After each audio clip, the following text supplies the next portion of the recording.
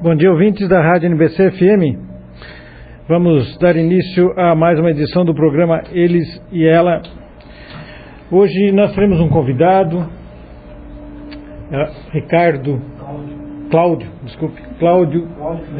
Cláudio Freitas.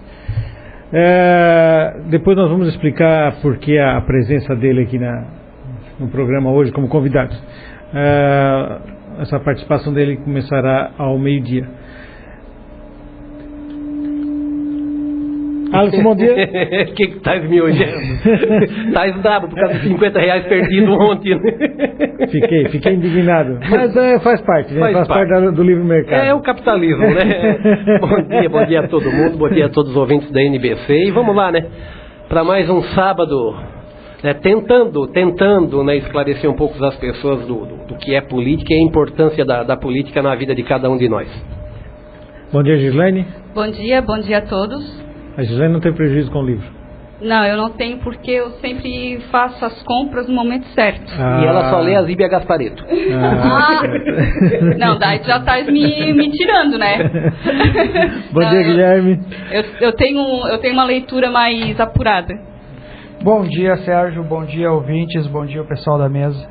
Eu é que tô por fora desse prejuízo aí. O que foi que aconteceu? O prejuízo é o seguinte, eu comprei um livro num dia e no outro dia houve uma promoção pela metade.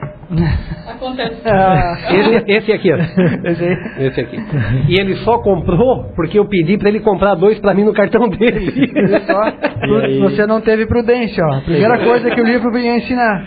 Como o Alisson falou que não é a primeira vez que acontece, sempre que ele compra depois vem É a quarta vez. Vem a promoção. Então eu disse para ele que os próximos eu vou esperar que ele compre primeiro. Não, mas comprar junto. Mas isso não é culpa minha, isso é uma conspiração alienígena, é os reptilianos que fazem isso de propósito. E foi por isso que você não botou o samba na abertura do programa?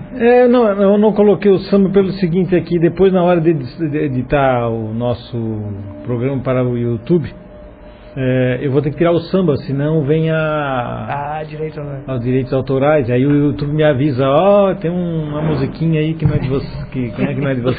Falando em direitos autorais, viu a multa que o ECAD levou ontem? O ECAD está levando multa? Levou multa por formação de cartel. O ECAD levou multa. Eu comemorei. Tá certo. Comemorei. Na multa de 8 milhões e pouco por formação de cartel, e alguns membros vão responder por crime de formação de quadrilha. Não brinca. Fiquei muito feliz isso acontecer no Brasil, né, num solo fértil para o bolivarianismo. Foi fantástico isso. Explica para nós o que é o CAD, o pessoal, o ECAD. O ECAD é um órgão, músicas, né? É um órgão regulamentador, como essa palavra é ruim de falar, né? Que nós temos no Brasil, que controla a questão de direitos autorais, né? Não que eu seja contra direitos autorais, mas não vou me alongar nesse ponto aí, porque senão 2 horas... Porque é uma controvérsia, né? Mas continue falando da multa, por que da multa? A multa foi justamente por o abuso do poder, formação de quadrilha e cartel, né? Eles estavam cobrando o valor dos direitos autorais e não estavam repassando para os criadores da música, os escritores, né? O dinheiro ficava para o ECAD, para o governo. Interessante. Como sempre se beneficiando nas custas dos outros. Exatamente, né? E tu produz, o governo lucra. Eles queriam até cobrar, né? Teve uma polêmica uma vez que eles queriam cobrar a música que tocou no casamento. Não sei se vocês estão lembrados. Foi colocada uma música no casamento e eles foram lá para cobrar os direitos autorais. Então, veja, o cara já casa, já... Eu sei, eles recolhem, eles fazem como todas as, por exemplo, as rádios, ou lugares que tem música ao vivo, tal, tem que pagar essa taxa do ECAD, né? E lá em cima ela é distribuída para alguns caciques. Eu sei que tem alguns artistas lá em cima, tipo Roberto Carlos, esse pessoal que ganha sempre a maior bolada, né? Mesmo se só tocaram música estrangeira. Mas quem ganha a maior bolada são sempre esses caciques, né? Eu soube de uma vez que apareceu um fiscal do ECAD em Maruí para cobrar uma taxa lá do padre, que ele fez a festa paroquial, né? E tocou várias músicas. E o padre começou a discutir com o cara, bater boca. Nisso, meu irmão, né, que na época era seminarista, né, chegou perto deles cantando a música Atirei o Pau no Gato. Aí os dois olharam bem sério pra ele, meu irmão olhou pro cara do ECAD, e aí, vou ter que pagar por causa disso também? Um fato verídico, né? O Arrisson, né, fez isso. Ah, certo. Realmente o ECAD é um órgão que... Quem criticava muito era o Lobão e o Tim Maia. Né? Tinha um outro, assim, mas que eu lembro, assim, foi o Lobão. Os que mais tiveram voz foram esses dois. Né? Mais ou menos. Mas querias que eu colocasse aqui as músicas do Lobão, né? Não. As músicas atuais do Lobão são muito interessantes, né? O Lobão, ele é um cara inteligente, né? Mas o que eu vejo é que tá começando a ter um certo endeusamento dele, principalmente nas redes sociais, todo mundo falando dos livros dele, os livros deles. E eu já tive, né, a oportunidade de participar do Hangout ali no YouTube com o Lobão, o Paulo Figueiredo Filho, neto João Batista Figueiredo. É um cara inteligente, mas também não é aquilo tudo, né, que as pessoas, né, tentam promover ele. Eu vou trazer aqui um tema polêmico. Tá tendo uma microfonia aqui, se não me engano, né? Tem. Esse é o volume aqui dentro. Tá tendo uma microfonia aqui, deixa eu ver. Tem algum problema aqui. Você até a Rede Globo tem? O que tem mais? É chique? Houve um caso polêmico nesta semana. E aí, como o Guilherme é nosso médico e nosso economista, sobre aquela questão da médica que recusou continuar o tratamento de um filho de petista. Ficou sabendo, Guilherme? Não fiquei sabendo. Como é que foi esse episódio? Ela é pediatra, né, de uma criança de 1 ano. E em razão de todas essas notícias de Lava Jato, né, de corrupção do governo federal, e ela sabendo que a mãe da criança era do PT, filiada ao PT, e o pai da criança é filiado ao PSOL, coitada da criança, a médica encaminhou uma mensagem à mãe da criança pelo WhatsApp e disse o seguinte: estou neste instante declinando em caráter irrevogável da condição de pediatra de Francisco. Tu e teu esposo fazem parte do Partido dos Trabalhadores, ele do PSOL. E depois de todos os acontecimentos da semana, e culminando com o de ontem, o escárnio e deboche do Lula ao vivo e a cores para todos verem, entre parênteses, representante maior do teu partido, eu estou sem a mínima condição de ser pediatra do teu filho. Poderia inventar desculpas de te atender de mau humor, mas prefiro a honestidade que sempre pautou minha vida particular e pessoal. Se quiser, posso fazer um breve relatório do prontuário dele para tu levar a outro pediatra. Gostaria que não insistisse em marcar consultas mais. Estou profundamente abalado, decepcionado e não posso de forma nenhuma passar por cima dos meus princípios. Porto Alegre tem muitos pediatras bons, estarás bem acompanhado. Espero que compreendas. Uma atitude correta, porque na verdade o Conselho Federal de Medicina reserva ao médico o direito de negar atendimento a uma pessoa, a menos que ela esteja passando algum caso de emergência, caso de emergência grave, ou seja, risco de morte, alguma coisa assim. Aí realmente o médico não pode se negar a atender. Mas nesse caso, como é eletivo e pelo jeito não estava durante a consulta, foi um aviso, pelo que eu estou vendo, mandado mensagem pessoal para a paciente. Tudo correto. Ela fez corretíssimo. Ela não era a única pediatra na cidade. Outro fator que parece que é em consultório privado. Sim, consultório privado. Ou seja, não é um atendimento público em que talvez pudesse levar. Mesmo assim, o médico ainda pode negar atender o paciente, mas ainda teria a questão de ser SUS ou não, né? Mas em consultório privado, e você dizer que não quer atender esse paciente, é uma liberdade que o médico tem. Ela foi muito ética nesse sentido. Eu acredito que isso ainda vai gerar muita polêmica, né? Porque... Houve reclamação disso? Sim, a mãe postou no Facebook, né? Com certeza tá. Não poderia, tá? Não poderia o quê? Não poderia ter postado isso no Facebook. Uma correspondência, mesmo um e-mail de uma pessoa para outra, ele tem o mesmo caráter de sigilo, privacidade que uma carta escrita. O que ela poderia ter feito com isso é feito um boletim de ocorrência, né, se achou que, né, foi prejudicada, e a partir disso sim procurar a imprensa. Ela divulgar uma mensagem, né, que foi enviada para ela não pode, sem a prévia autorização de quem enviou. Isso eu não conheço. Não concordo. Mas é lei, não é respeitada. É a coisa mais comum que existe as pessoas fazerem isso, né? Pega principalmente ali no Facebook ali, as pessoas dando print de mensagem, mas pode notar que a maioria apaga o nome de quem mandou, justamente para evitar esse problema, porque pela legislação, pela lei, não pode. Eu desconheço. Talvez divulgar em mensagens de terceiros, assim, por exemplo, assim, tu e a Gislaine trocaram mensagens que eu tive acesso e divulguei. Aí realmente... Não, mesmo assim, se nós dois trocamos mensagem e eu divulgo as mensagens sem a autorização dela, eu estou cometendo um crime. Olha, eu vou ter que olhar isso, olha, se eu... Eu não tenho conhecimento. Eu acho que não. Deixa eu me ver aqui. A mãe, ela disse que iria levar o caso à Rádio Gaúcha, né, o Conselho Regional de Medicina, para pedir cassação. Leva lá para aquele que entrevistou a Maria do Rosário. Ela leva a Maria do Rosário, que ela vai... na certa que ela vai encampar esse caso aí, né? Eles vão alegar o quê? Preconceito? É o que eles mais, né... Preconceito ideológico. Isso. Hein? Meu Deus, não fala isso, não dá ideia. O que eu acabei de falar? Não dá ideia. E a dona Luciana Genro, agora ela está a favor do impeachment? Ontem... Como? Sim. Cara, eu cheguei de Marte agora. Vê que essas notícias são todas lá da tua terra lá. Ontem, por sinal, teve uma manifestação em São Paulo, né? Reuniu bastante pessoas, por sinal, umas 5, 6 mil pessoas. PCO, PSOL e PSTU, pedindo eleições.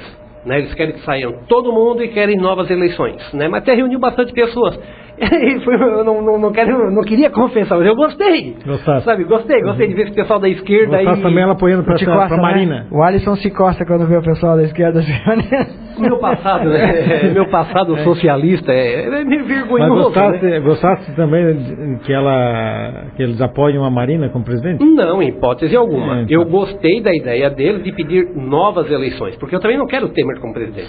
Não, evidentemente que eu também não. Isso vai acontecer, mas eu não quero. Não é? É complicado.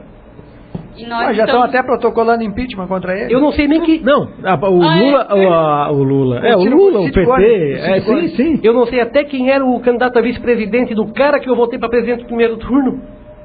Né? Eu votei no Levi Fidelio. Está demitido do programa. Eu votei no Levi. Quem era o vice do Levi? Votaste no Levi? No primeiro turno votei. Quem era o... tá. Hã? Veja que agora até o PSOL é persona não grata para o governo. Isso é desinformação, né? Todos que não apoiam o governo passam a ser adjetivados como traidores, golpistas e tal. Se a Dilma morresse hoje, esqueci a palavra, aquela mensagem na lápide. Epitáfio. Seria: não vai ter golpe. Eu recebi um informe financeiro e vi o título assim: meu golpe, minha vida. Meu golpe, minha vida também. Eu recebi isso. Mas sabe que essa frase está sendo muito usada, né? Pelas pessoas que estacionam em vaga de deficiente e a polícia chega em cima da hora. Essa vaga aí não é para tu ir. Não vai ter golpe. Não, pode ficar então. É deficiente mental. Mas falando do pessoal aqui, que ele que agora está apoiando o impeachment, na verdade impeachment de todos, né, não só da Dilma, ele fala, né, eu comecei a ler a declaração da Luciana Genro no Facebook, mas era muito extenso e ela me cansa, né, ela me cansa aquelas argumentos. Só para mostrar que ela tinha uma declaração. E aí eu comecei a olhar e eu comecei a perceber que se até ela, né, que é lá da esquerda, que apoiou a Dilma, quem mais vai apoiar? PP? Não, esse pessoal continua apoiando. Eu acho que ela não vai... Eu acho que são estratégias atrás disso. De repente a base sacudir, mostrar que também estão pro outro lado, confundir a contagem de votos. Ou seja, acho que é uma confusão.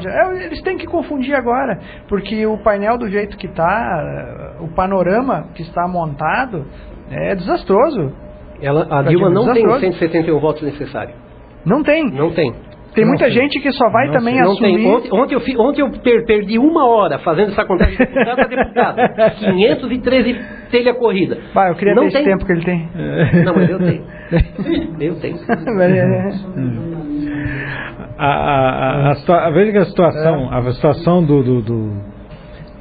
hoje a Dilma está contando não com os que vão votar em favor do governo, mas sim aqueles que não irão comparecer. Aqueles deputados que não querem se colocar contra o governo, nem querem ficar contra a opinião pública, eles não vão comparecer. Não vão comparecer.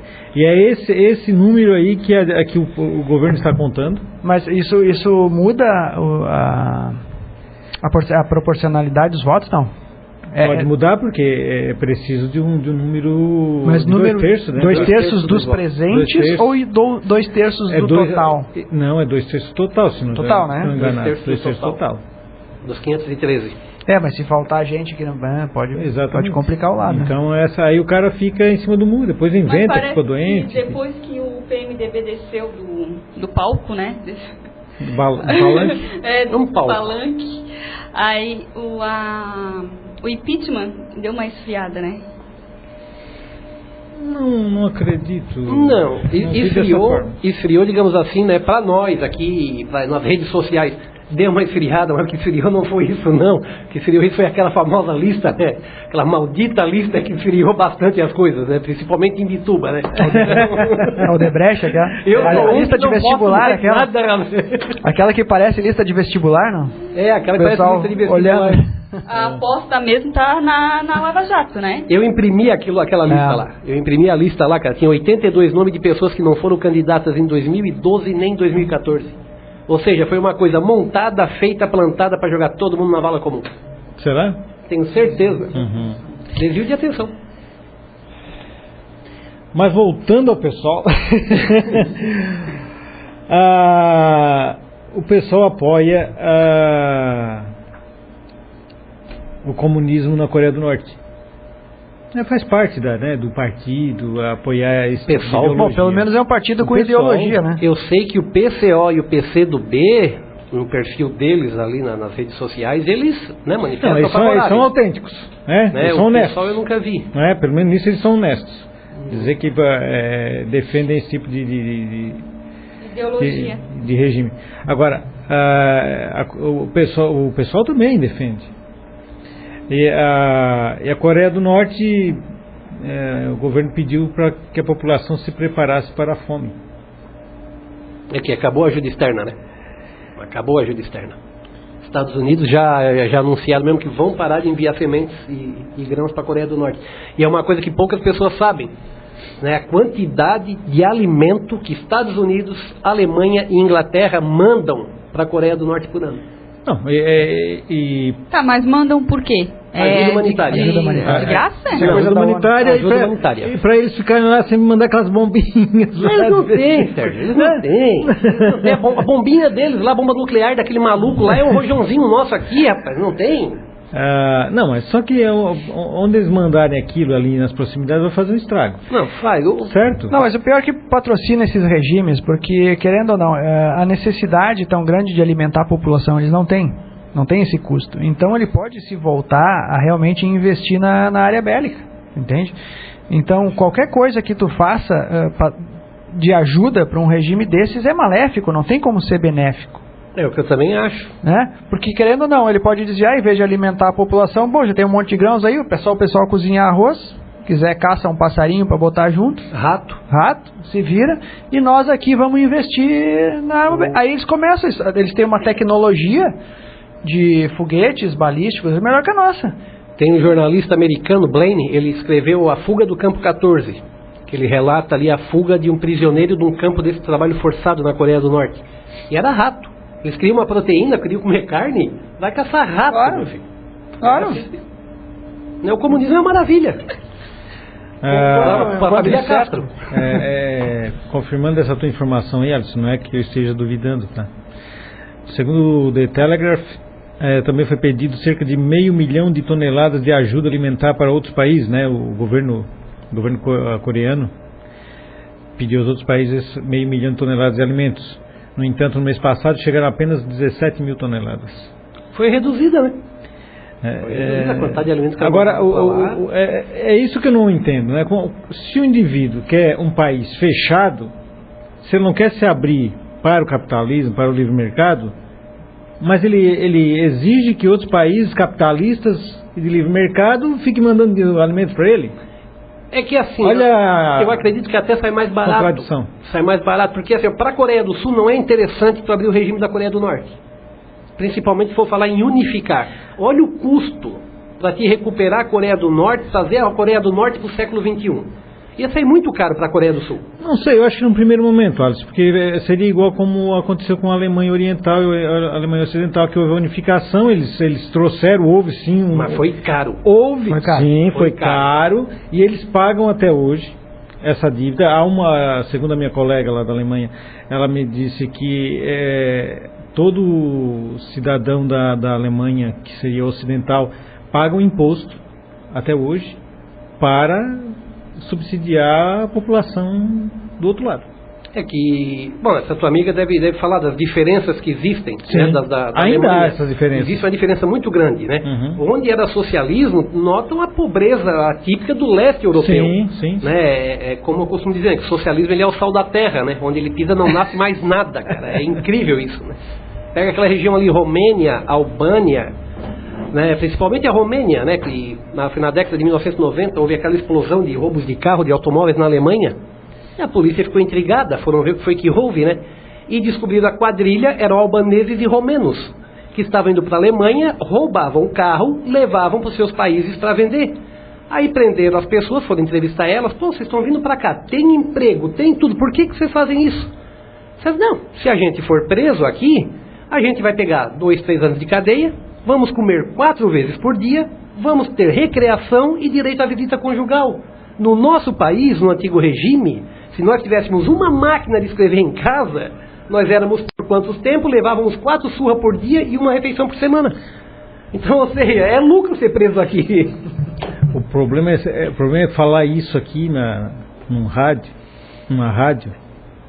A população vai achar que então o socialismo é bom, porque o que tem de gente querendo aumentar as penas como se fosse a salvação para diminuir a criminalidade é brincadeira. É complicado. As pessoas têm que saber entender como é que funciona, porque dá para ver que não adianta aumentar penas e fazer toda essa tortura nas cadeias, como o pessoal acha que tem que ser, porque isso não resolve a criminalidade. Está aí os países socialistas, que são os que mais prendem e não se que mais torturam, né? Nada de evolução nessa área. Eu também sou contra a tortura. Agora, eu penso que preso tem que sofrer mesmo. Não, tem. Eu sou contra esse negócio de pegar, bater, torturar. Não, tá preso. Tem que sofrer, senão não vai aprender. Sofrer de que forma? É preso, é 23 horas dentro de uma jaula, 1 hora de andado ali acorrentado aos outros. Mas isso é contra bater, mas essa tortura acontece da mesma forma? De outra forma ele não vai aprender. Não, ele tem que essa forma talvez de privatizar o setor dos presídios pode ser uma solução. O cara pode ficar na celinha dele, se ele não quiser fazer nada, não quiser trabalhar, não quiser fazer nada, ele fica uma reclusão maior. Exatamente. Tudo bem, ele tem a opção de não fazer. Se quiser trabalhar. Agora, se ele quiser trabalhar e contribuir, ele entra num sistema de serviços proporcionados pela penitenciária, que ele vai ser remunerado por isso, claro que não pro bolso dele, para uma conta para quando ele sair, né? Igual o projeto Van Hatten.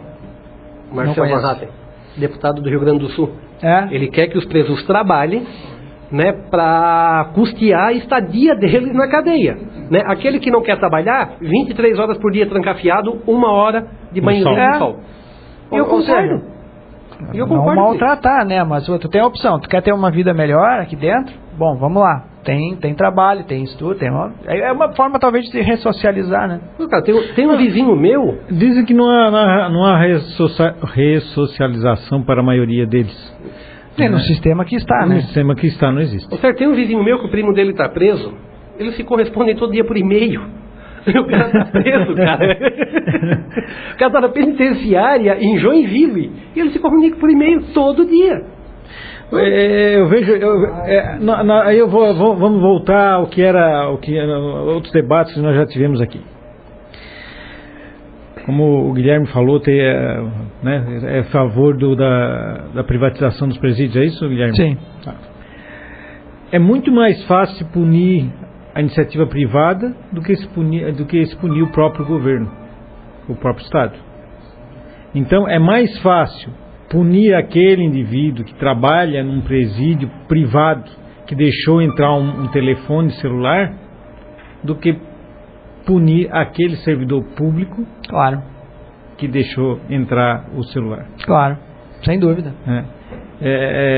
Então tem esses benefícios. Consegue controlar melhor, né? Não consegue, tem essa proteção. Exato, consegue controlar melhor, né?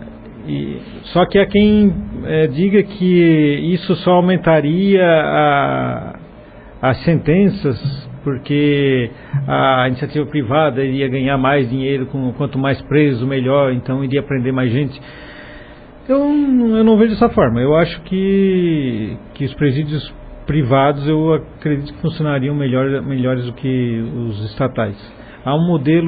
Havia, não sei se ainda há, um modelo em Joinville, e pelo que eu sabia, né, do pouco que eu sabia, eu só tinha informações boas a respeito da administração de lá. Vamos ao intervalo e retornamos em seguida. Lembrando que daqui a pouco, ao meio-dia, nós conversaremos com o shaper e jornalista Cláudio de Freitas. O que é shaper? Shaper é o indivíduo que faz prancha, se não me engano. Como surf. Na verdade, a fabricação de prancha envolve vários profissionais. O shaper é o que dá... que finaliza o trabalho, né? Que inverniza a prancha. Não, é o que dá a forma. Que dá a forma na prancha. Certo. Eu nasci aqui em Bituba, mas realmente o surf para mim não caiu, né? Nunca me interessei. Deus dá de cair da prancha. Não, tem aquele ditado, né? Deus dá asa para quem não usa desodorante. eu me interessava, mas meu pai, alemão grosso lá de São Luís, sabe como é que era? Não quer uma prancha de madeira, vai trabalhar, vagabundo. Assim, até porque quando eu era guri, primeiro que não poderia comprar uma prancha, né? A prancha era muito cara na minha época. Mas né? já existia? Já existia. Meu tio tinha uma ousada. Só que o problema é o seguinte, que naquela época todo surfista tinha fama de maconheiro. Então já era um inibidor. Ainda existe esse preconceito aí. Então tá, vamos ao intervalo. Ouvintes, retornamos com o nosso programa Eles e Ela. Botei a musiquinha aqui para satisfazer o Guilherme, queria uma trilha sonora para o programa. Comecei a gostar de samba. Principalmente ouvindo esse, né? Comecei a gostar de samba. Ô Guilherme, e a notícia ali sobre o Sindicato dos Trabalhadores da Educação de Santa Catarina ofereceram 2 ônibus para irem a Brasília, levar professores que seriam manifestantes em favor do governo Dilma, e ainda por cima ganhariam R$300 cada um. Soube dessa também? Não, sabe. Também não. Mas homem desinformado esse, né? Não, tô desistindo de ler? Não, tô só na ficção agora. Só na ficção. Não tem Facebook, né? né? É um homem... Já deletei o WhatsApp, já não tenho o Facebook. Pô, cara. Tá difícil, mas... Só falta a Ismaília. Assiste a Rede Globo? Não. Pronto, deu. Assisto o Globo News quando tem algum tempo, como meu tempo tá curto. Então, tá bom. Né? Mas fica essa confusão, assim, eu não vejo como inadequado algum grupo ou organização ou agremiação patrocinar algum tipo de movimento. Então, teoricamente, você dizer... tal clube vai patrocinar e mandar a gente para lá, né? Até pagar, não tem problema, vai lá e faz. O problema é que esse tipo de organização, que são sindicatos, eles são sustentados por contribuições obrigatórias, quer dizer, imposto, né? Imposto obrigatório, ou seja, todo trabalhador daquela categoria é obrigado a contribuir para aquilo. Aí você realmente segmentar uma faixa de apoio, eu acho isso um ato criminoso. E outra coisa, assim, eu até penso que quem tem que ficar, que contrapor isso são os associados ao sindicato. Eles que pagam lá, eles que fazem parte desse sindicato. Mas não consegue fazer. Não, sim, eles não conseguem. Nós apenas acendemos o estopim. Eles que acabam. Mas, por exemplo, se não fosse, se essa contribuição não fosse obrigatória, você poderia dizer, vocês estão patrocinando uma ideologia contrária à minha, tô fora. Fiquem vocês. Sim. O meu dinheiro vocês não vão mais ter. Sim. Demitir. Bom, mas você não tem essa opção. Não tem, é obrigatório pagar. É obrigatório. Mas o que eu queria trazer mesmo aqui, o foco, era quando há essas manifestações contra o governo, eles falam que é da elite, que é promovida não sei por quem, mas todo mundo vai de graça. Agora, quando é em favor do governo, tem que pagar, senão o pessoal não vai. E dia de semana. Aí o Sint depois divulgou uma nota dizendo que eles estavam cancelando esses 2 ônibus, que isso não aconteceu, essa convocação... Eles estão cancelando, mas não aconteceu. A convocação realmente ocorreu, mas que foi uma espécie de golpe interno, organizado por um grupo de opositores da própria executiva do sindicato para manchar a imagem das manifestações. Nossa. Cara, a emenda saiu pior do que o soneto. É igual o cara que vai preso por homicídio e diz que sofre de dupla personalidade, né? Igual o cara vai lá, não, eu tenho dupla personalidade, foi meu outro eu que matou, não fui eu, me absolvo. Não, eu achei interessante assim, isso não existiu, isso é uma calúnia, estamos cancelando os ônibus. Não. Duplo pensar, né? Ouvi isso, né, de um sindicato de educadores, né, de professores. Isso é uma vergonha. É igual os artistas, né? Artistas. Incluindo o meu ator predileto, lamentavelmente, né? Wagner Moura. Ali é a criatura, né? Porque o criador é a favor do impeachment, né? O Padilha é a favor do impeachment. Sim. A criatura que se virou contra o... Mas com certeza a hora que o Padilha fizer a série do Lava Jato, o Wagner Moura não vai trabalhar. Não vai ter. É lamentável, né? Porque querendo ou não, é o melhor ator que já surgiu nesse país.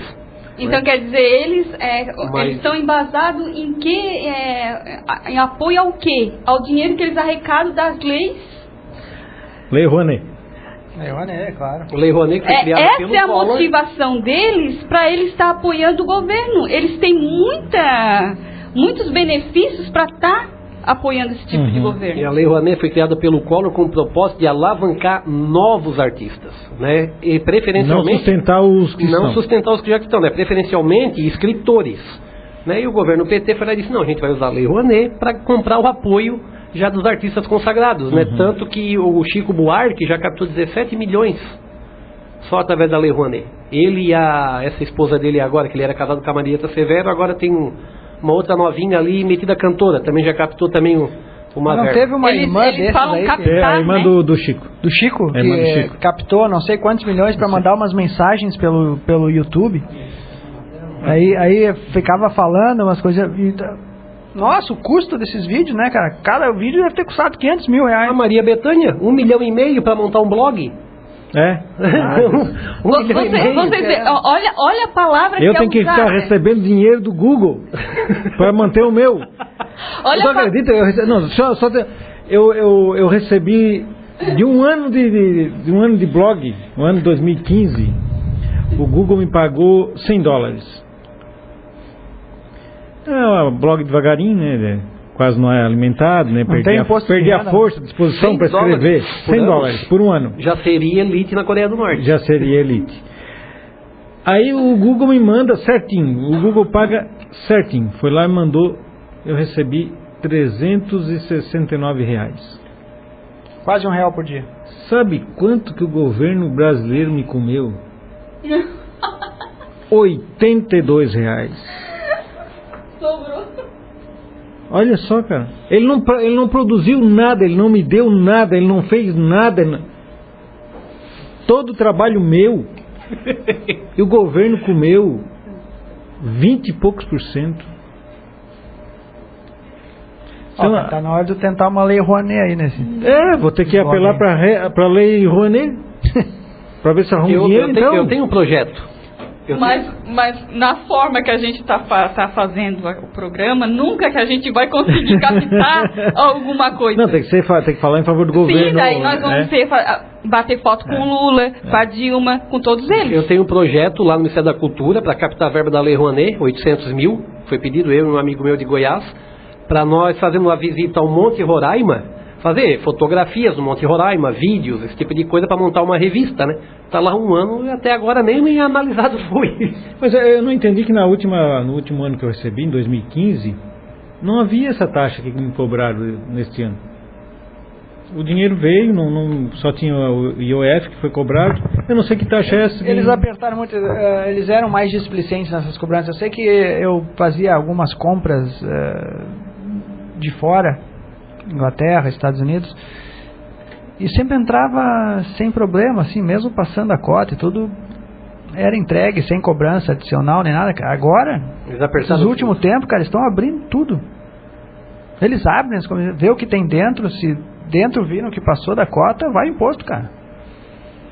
Eles têm que arrecadar, né? A fúria arrecadatória está muito maior. Sim. Porque eles quebraram, então eles têm que arrumar dinheiro. Claro. Tudo. Eles têm que tapar o buraco que fizeram. Eles têm que primeiro até no meu blog eles têm que pegar dinheiro. Esses vagabundos aí. Tu estás vivendo na realidade brasileira? Será que o Sakamoto também recebe do Google? Não, ele pode até receber, não sei quais são as propagandas que tem lá, mas que ele recebe bastante do governo, com certeza. Viu ali aquele site 247...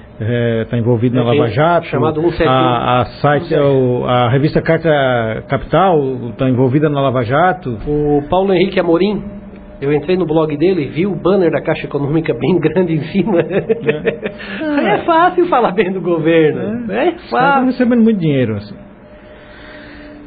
Mas aí voltando aqui ao Sint, né, desse ônibus, aí disseram que não, os ônibus foram cancelados, isso aí era traição dentro do sindicato.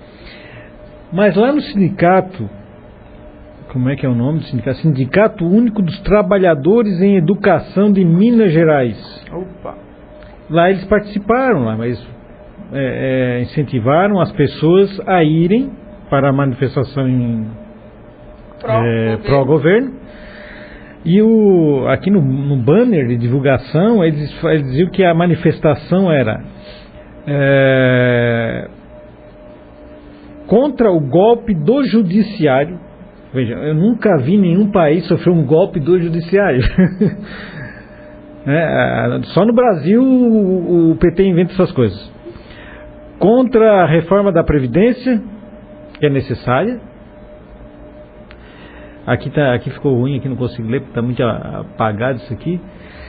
Em defesa do emprego e dos direitos dos trabalhadores. Bem, nunca se teve uma crise tão grande provocada por esse governo, né? O desemprego aí está aumentando todos os dias, como se vê. Outro lobby deles aqui contra o impeachment e fora a Cunha. Então, contra o impeachment e fora a Cunha. Então não dá para entender, né? O golpe é só se for impeachment contra Dilma. Se for contra qualquer outra pessoa, não é golpe. Eu até sou a favor do fora Cunha, né? Mas nesse momento o Cunha, ele é aquela manilha de cimento que carrega o esgoto, né? Direto lá pro lixão. ele é um mal necessário no momento. Ele é meu malvado favorito 2, né? É, malvado favorito. Mas só que aí lá em Minas Gerais, eles tiveram o disparate de encaminhar a seguinte correspondência ao governo do estado. Ainda vou ler aqui o que estava no ofício encaminhado para o governo do estado de Minas Gerais, encaminhado pelo sindicato lá dos professores. é importante salientar que o desconto do salário do trabalhador em virtude da paralisação representa a negação no próprio direito de greve que é assegurado pela Constituição Federal. Então, além de irem participar de um movimento pró-governo, pró-partidário, eles vão sair da sala de aula, não deram aula e ainda não querem ser descontados.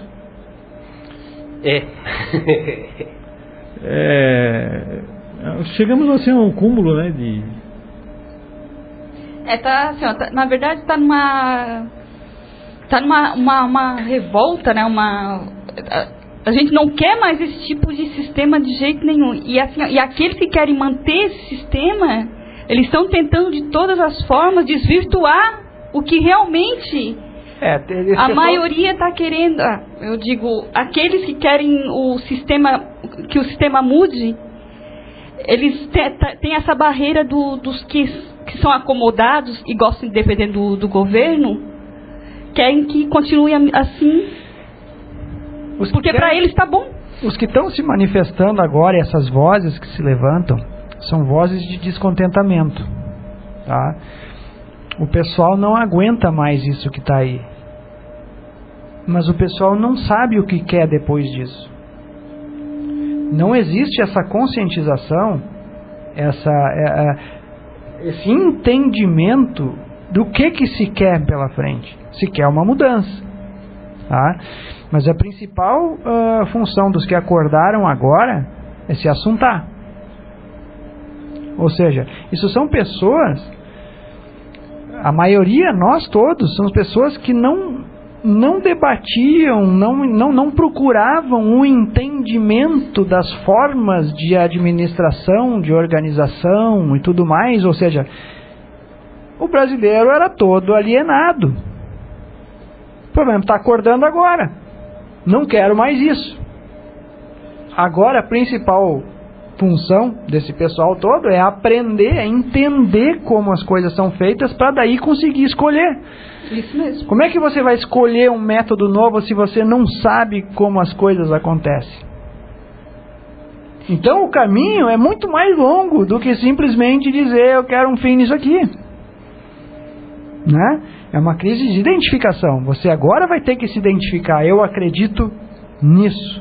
Isso é o que funciona. Isso já funcionou lá e lá. Isso que tu tá me apregoando aqui não funcionou em lugar nenhum. Né? Aquilo lá, eu não preciso colocar o dedo na tomada para saber que dá choque.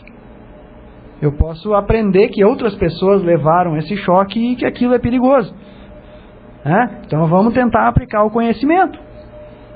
Esse caminho é mais longo. E é isso que a gente vai penar agora.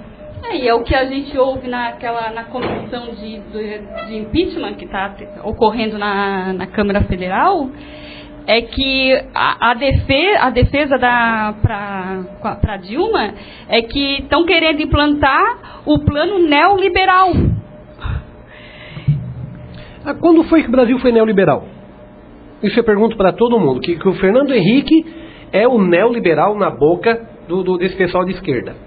Foi neoliberal quando foi necessário, para poder conter aquela inflação que nós tínhamos, né? E o racionamento que também nós tínhamos. Nós no mercado podia comprar só X quantidade de tal produto, X e tal. Para te conter uma crise, tu tem que abrir o mercado. Tu não vai acabar com uma crise mantendo mais austeridade, isso é fato. Fernando Henrique foi lá, como um bom sociólogo e entendedor de economia, tomou medidas liberais, conteve a inflação e estabilizou a economia. E depois disso, o que ele fez com o liberal? A maior taxa de importação... Ele só usou para parar a sangria. Exatamente, a maior taxa de importação que nós tivemos foi no governo Fernando Henrique. 95% taxa de importação. As privatizações que o Fernando Henrique fez. Foi lá e privatizou a Vale, mas criou 8 estatais para atender a Vale e manteve o governo como sócio majoritário. Exatamente. Privatizou as companhias telefônicas. Mas o que ele fez? Criou barreiras de lei, disse, nessa região só tantas empresas, nessa só tantas, nessa só tantas.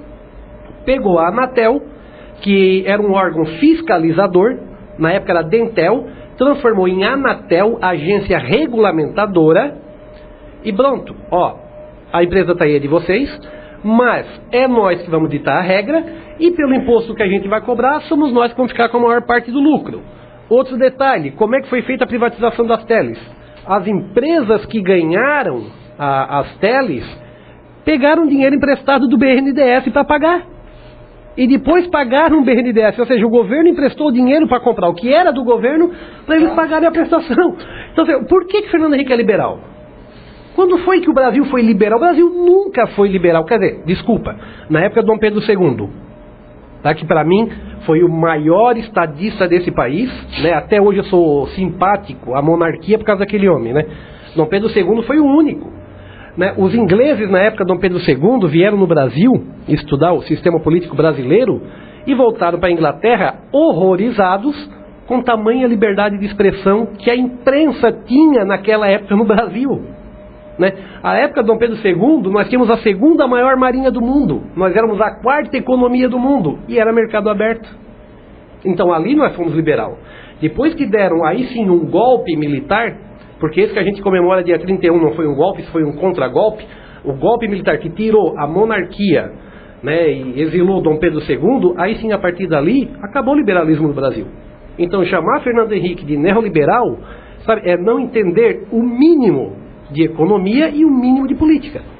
E dizer que o governo Fernando Henrique privilegiou os banqueiros, os burgueses e a elite. O governo Lula botou o Fernando Henrique no chinelo. Então olha o lucro. O governo da Dilma botou o Lula no chinelo. O Lula mais o Fernando Henrique. E por aí vai. Olha o lucro do Itaú. Exatamente. Né? As empreiteiras que estão aí. Os bancos nunca lucraram tanto. Eu até me lembro, durante a campanha, já no segundo turno, o Dr. César de Oliveira fez uma postagem ali, entrou uma PTzista. É porque eu não voto em candidato de banqueiro. Estava fazendo campanha para Dilma, pô. Ou seja, só não votou em candidato de banqueiro, como fez campanha para o candidato de banqueiro. Quando eu estava apoiando o Partido Novo, o que a gente lia no Facebook? Mas o Amoedo, presidente do Partido Novo, prestava serviço lá pro Itaú. Sim. É banqueiro, tá? Não dá para entender. Serviço como autônomo. Sim, quem que estava lucrando com a economia aí é no governo Lula, no governo da Dilma. Para finalizar esse bloco, uma entrevista de um juiz italiano daquela Operação Mãos Limpas, e ele disse o seguinte: para mim, a cidadania, os cidadãos comuns tiveram uma parte importante na decretação do fim das mãos limpas, porque no início eram todos entusiastas na Itália das investigações, pois elas nos levavam a descobrir a corrupção de pessoas que estavam lá em cima. Mas, conforme elas prosseguiram, as investigações prosseguiram, chegamos à corrupção dos cidadãos comuns. 2 pontos. O fiscal da prefeitura que fazia compras de graça, que não fiscalizava a balança do vendedor de frios, que continuava a vender apresuntado como se fosse presunto. E ele disse que ele se demitiu da magistratura em razão disso, quando ele viu que a população passou a ser contra o judiciário, as leis, ao fato de que ela passou também a ser investigada, e deixou de apoiar tudo isso. Ele disse: eu me demiti da magistratura em 2007, embora pudesse continuar a ser magistrado por mais de 14 anos. Decidi isso porque para mim é impossível marginalizar o desrespeito à lei se não se muda a cultura. Sou agora um editor. Penso que, por meio dos livros, é possível fazer isso. E, sobretudo, vou muito às escolas falar com os estudantes. Tenho que comunicar a eles a importância das regras quando elas vêm da Constituição, que na Itália parte da constatação de a igual dignidade de todas as pessoas. Isso quer dizer expulsar a discriminação. Vejo cerca de 50 mil estudantes por ano. Então, ele participa na escola, chega a abordar 50 mil estudantes, fazer palestra para 50 mil estudantes por ano. Eles reagem bem e são muito disponíveis para essa discussão. É aquele projeto que nós temos aí em vista, né? Porque o que nós vimos aí a nossa vida inteira é uma educação, né, ideológica, uma educação partidária. É uma distorção, né, na verdade. Descambou para isso. Agora, o que aconteceu na Itália, nós sabendo que a Itália é muito parecida com o Brasil em termos de política e corrupção, o fim da Lava Jato vai estar nas mãos, então, da população brasileira? Vai acabar nisso, né? Porque você vê o rumo que está tomando tudo, né? Vai chegar na população em geral. E a Itália parece muito com o Brasil. Sim. Para quem está andando pela Europa e de repente chega numa Itália, chega em Roma, sente-se em casa. De confusão de trânsito, É muito parecido. É porque eles são latinos, né? Igual a nós. Eu tenho a língua latina, então deve ter o mesmo sentimento, os mesmos problemas. Mas eu fiquei preocupado realmente, e nós já tínhamos abordado isso aqui no programa, em outra oportunidade, da situação de que é muito fácil para a população hoje apoiar tudo isso, porque estão pegando os grandes, como eu costumo dizer. Quando começar isso vir para baixo, porque se prendeu o Francisco, prendeu o Chico, é a coisa mais fácil que tem, né? Se prender o Marcelo, prender o Celinho, é a coisa mais fácil que tem. E aí a população vai querer realmente que se prenda todo mundo que esteja envolvido em corrupção? Vão apoiar isso quando o japonês bater na sua casa? Vamos para mais um intervalo e nós retornamos com o nosso bate-papo com o nosso convidado de hoje, o Cláudio de Freitas. Ouvintes da Rádio NBC FM, retornamos com o nosso programa Eles e Ela. Vamos iniciar aqui um bate-papo com o Cláudio de Freitas. Bom dia, Cláudio. Bom dia, Sérgio, Gislaine, Guilherme, Marina, Alisson. Prazer estar aqui.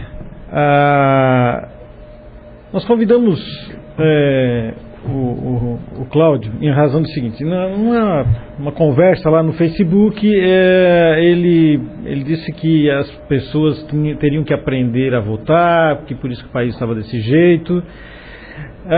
Eu comecei a fazer uns questionamentos, ele foi respondendo e tal, e daqui a pouco ele disse: tem que fazer igual a mim, que faz 10 anos que eu não voto em ninguém. E eu perguntei para ele: então vai começar uma campanha em favor das pessoas aprenderem a votar ou em favor das pessoas não votarem mais? E agora, Cláudio, qual é a campanha? Não, a campanha, na verdade, eu acho inadmissível um povo que tem o poder, né, na qual alguns vêm, né, na sua televisão, através de comícios, prometer certas coisas, dizer que vai melhorar, né? Vota em mim, eu sou Cláudio Freitas, eu vou mudar isso aqui tudo.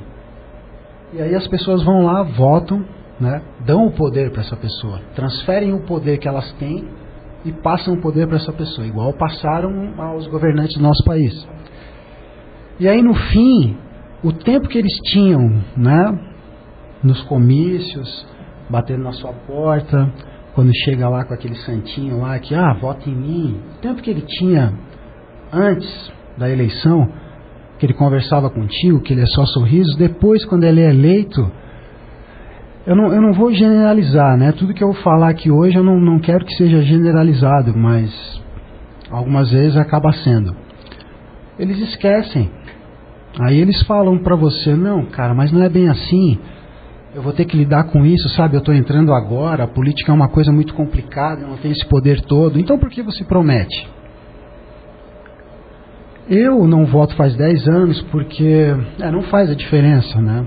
E eu também, como eu já havia dito aqui para a Gislaine, é difícil você mudar o pensamento de 180 milhões de habitantes, né? Não sei realmente quantos habitantes tem no Brasil. Mas é difícil você mudar um pensamento na qual nós já estamos sendo massacrados faz muito tempo em relação à política. E aí você vai lá, vota e no fim o cara não faz o que é para fazer. Do que vale o seu voto? O seu voto vale para você colocar a pessoa lá em cima e depois ela simplesmente ela vai ver o que ela consegue fazer. Mas nada daquilo que ela prometeu, ela consegue muitas vezes fazer. Muitas vezes os problemas estão aí, não estão sendo resolvidos. E eu me sinto frustrado, porque eu vejo que o povo tem o poder, não sabe usufruir desse poder, porque é o povo que coloca, né, os políticos, enfim, quem é envolvido no nosso governo lá em cima. E olha o que está acontecendo, essa confusão toda. As pessoas muitas vezes, pelo fato de não conhecer política, eu não sou um conhecedor de política, eu sou simplesmente uma pessoa que gosta de surf, mas que gosta também das coisas justas. Eu tive um pai que me cobrou muito, tem certas coisas que a gente não deve comentar, mas eu tive um pai alcoólatra dentro de casa, foi muito complicado isso para mim. Eu saí de casa com, vamos dizer, eu acho que 18 anos, eu saí de casa. Eu vim passar um mês aqui na casa do meu avô em Laguna e fiquei por aqui, porque as coisas dentro de casa não eram legais. E eu vejo que as coisas dentro da nossa casa, dentro do nosso país, não estão legais. Não é não votar, é você mudar o comportamento. Não podemos continuar votando, sendo que agora vão vir as eleições novamente. Será que eles vão fazer o que eles prometem? Será que eles fazem jus ao nosso voto? Nenhum político faz jus ao meu voto nesse momento. Me desculpe, eu tenho até segunda-feira para transferir o meu voto para cá. O meu voto é lá de Santos. Eu vou transferir para cá, mas será que algum político faz jus?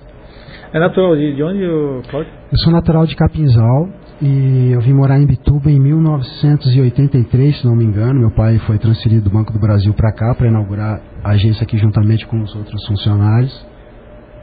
Só que eu sou envolvido com a água desde cedo. A família da minha mãe de Laguna, a família do meu pai do interior de São Paulo. Meu avô foi ex-combatente da Segunda Guerra, ele foi major do Exército e veio para cá. Morou em Laguna, né, foi delegado em Tubarão também. No fim, eles acabaram fixando residência em Floripa. E aí, desde cedo, eu frequentava Florianópolis, Laguna, né, e as praias. Então, o surf se tornou uma paixão para mim. Eu trouxe algumas fotos aqui que vou mostrar para vocês. Tenho dois, três livros que eu leio. Não sou um cara uma pessoa que fica lendo. Vão me perguntar desse ou daquele escritor, isso, aquilo, eu não vou falar porque eu não sei. Mas enfim, eu acho que a nossa política, as leis do nosso país estão retrógradas. Infelizmente o nosso sistema legislativo é muito atrasado. Favorece muito os advogados, né? Porque qualquer coisinha tem recurso, principalmente para proteger os políticos. Enfim, é isso. Não é que você tem que parar de votar ou você não tem que votar. Mas você tem que ter coragem para mudar, para dizer não vou votar em você porque você não merece. Não é por R$50 ou por uma cesta básica ou por uma promessa que você tem que votar. Você tem que votar realmente. Mas como você vai falar para as pessoas votarem se elas não sabem nem o que é cidadania? Informaste que, para mim, né, na rede social, formado de jornalista, em jornalismo, há 25 anos. Já trabalhaste no... Não, eu sou formado eu trabalho com surf há mais de 25 anos. Mais de 25 eu me formei em jornalismo na Universidade de Santa Cecília, em Santos. E eu já trabalhei no Jornal Popular aqui em Bituba, na qual eu não fiz um bom trabalho, foi péssimo o meu trabalho, era muito cru. Na verdade, meu texto é um texto para revista, eu gosto muito de contar história. O bom jornalista é aquele que gasta sola de sapato, né? Meus professores sempre falaram isso, você tem que ir em busca da notícia. Como o Alisson nos diz, que foi lá e reviu a lista lá dos políticos para ver se bate. O bom jornalista faz isso. O bom jornalista, ele vai em busca da notícia e muitas vezes o jornalismo se torna perigoso porque o jornalismo nada mais é do que por investigação. Você tem que investigar. Algumas vezes, lógico, você vai cobrir um acidente, alguma coisa, as informações estão ali. Mas você vai querer se aprofundar, por exemplo, para fazer alguma coisa relacionada à política, aí complica e você pode acabar não tendo um bom caminho, pode ser torturoso, mas enfim, o jornalista que tem coragem, ele vai lá e mostra o que realmente está acontecendo, mostra a verdade. Para o jornalista é muito difícil, porque toda a verdade ela tem mais de um lado. Então o jornalista tem que ser muito coerente no que ele vai colocar e principalmente saber se os fatos realmente são concretos, porque a partir do momento que você coloca uma notícia e ela tem uma visualização muito grande, e se aquilo está errado, é difícil você voltar atrás, você retificar uma notícia. E uma notícia errada, dependendo do grau, né, vamos dizer, do poder da informação, se é algo que vai mexer com muitas pessoas, se for uma informação errada, ela pode confundir muito em relação à nossa política. Tem muitas informações que elas são ambíguas, né? Elas não têm, vamos dizer, um fundamento mesmo. Isso é feito para atrapalhar, por quê? Porque quem está no poder, quem está recebendo tudo que o povo dá, né? Porque infelizmente nós vivemos num país que a taxa de juro altíssima, as coisas que são cobradas do povo, né? Os impostos, eles, é uma vergonha, eu acho uma vergonha. Mas olha só, quando não votas em ninguém, isso faz diferença? Não faz diferença porque o sistema é corrupto. Meu voto vai para quem tem mais.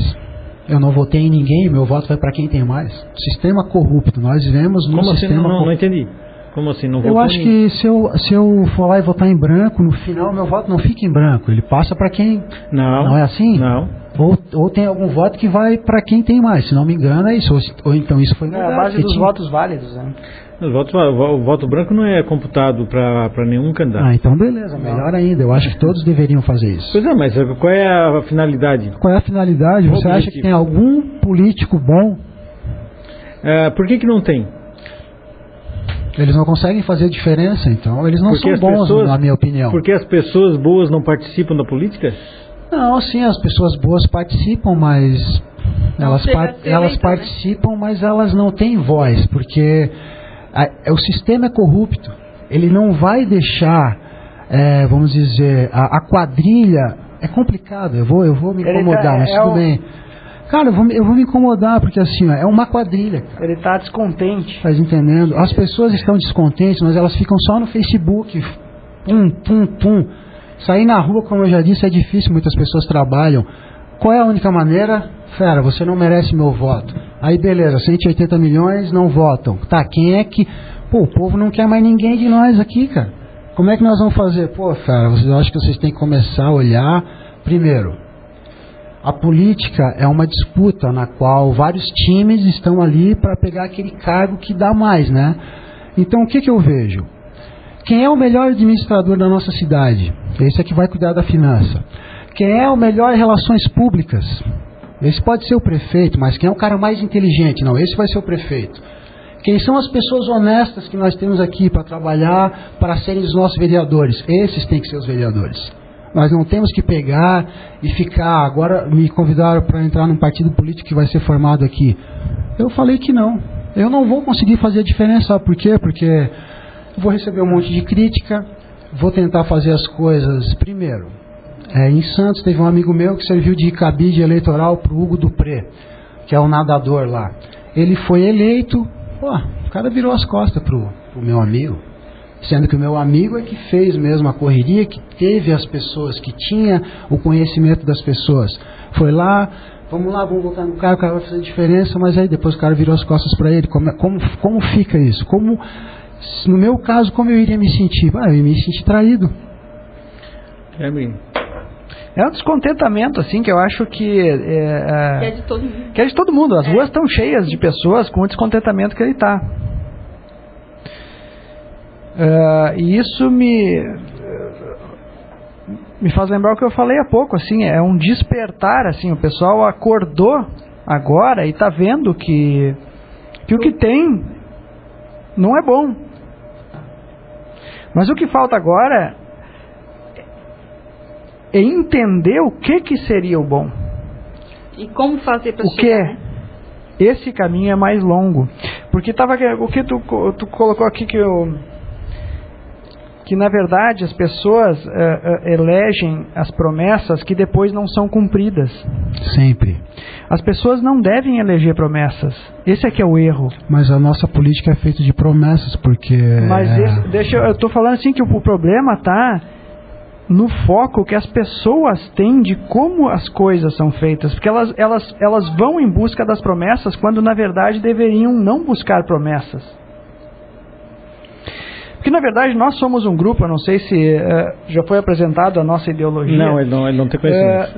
Nosso grupo, na verdade, é um grupo que debate e defende um modelo administrativo mais liberal, que faz oposição a um modelo mais socialista, social.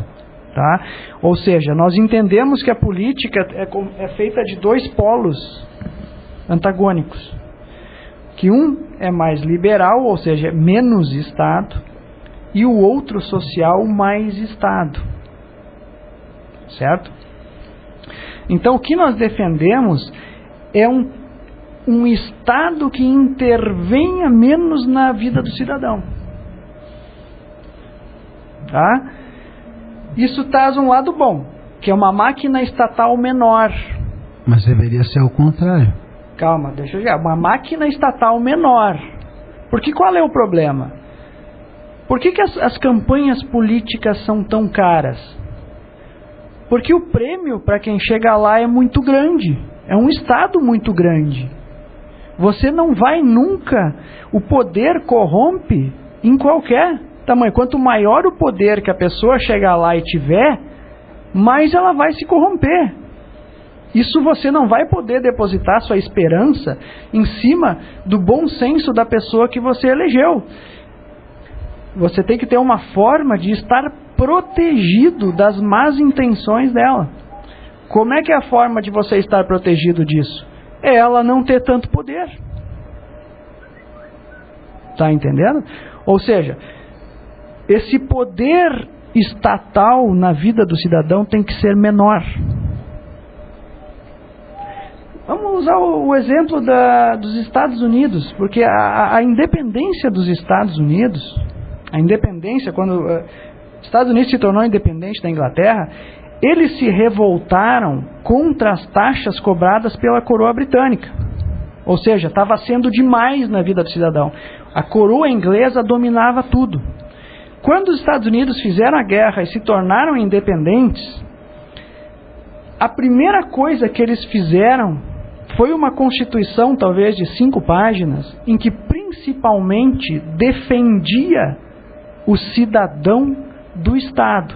Ou seja, nós nos tornamos independentes porque a gente não queria um Estado comendo toda a nossa produção.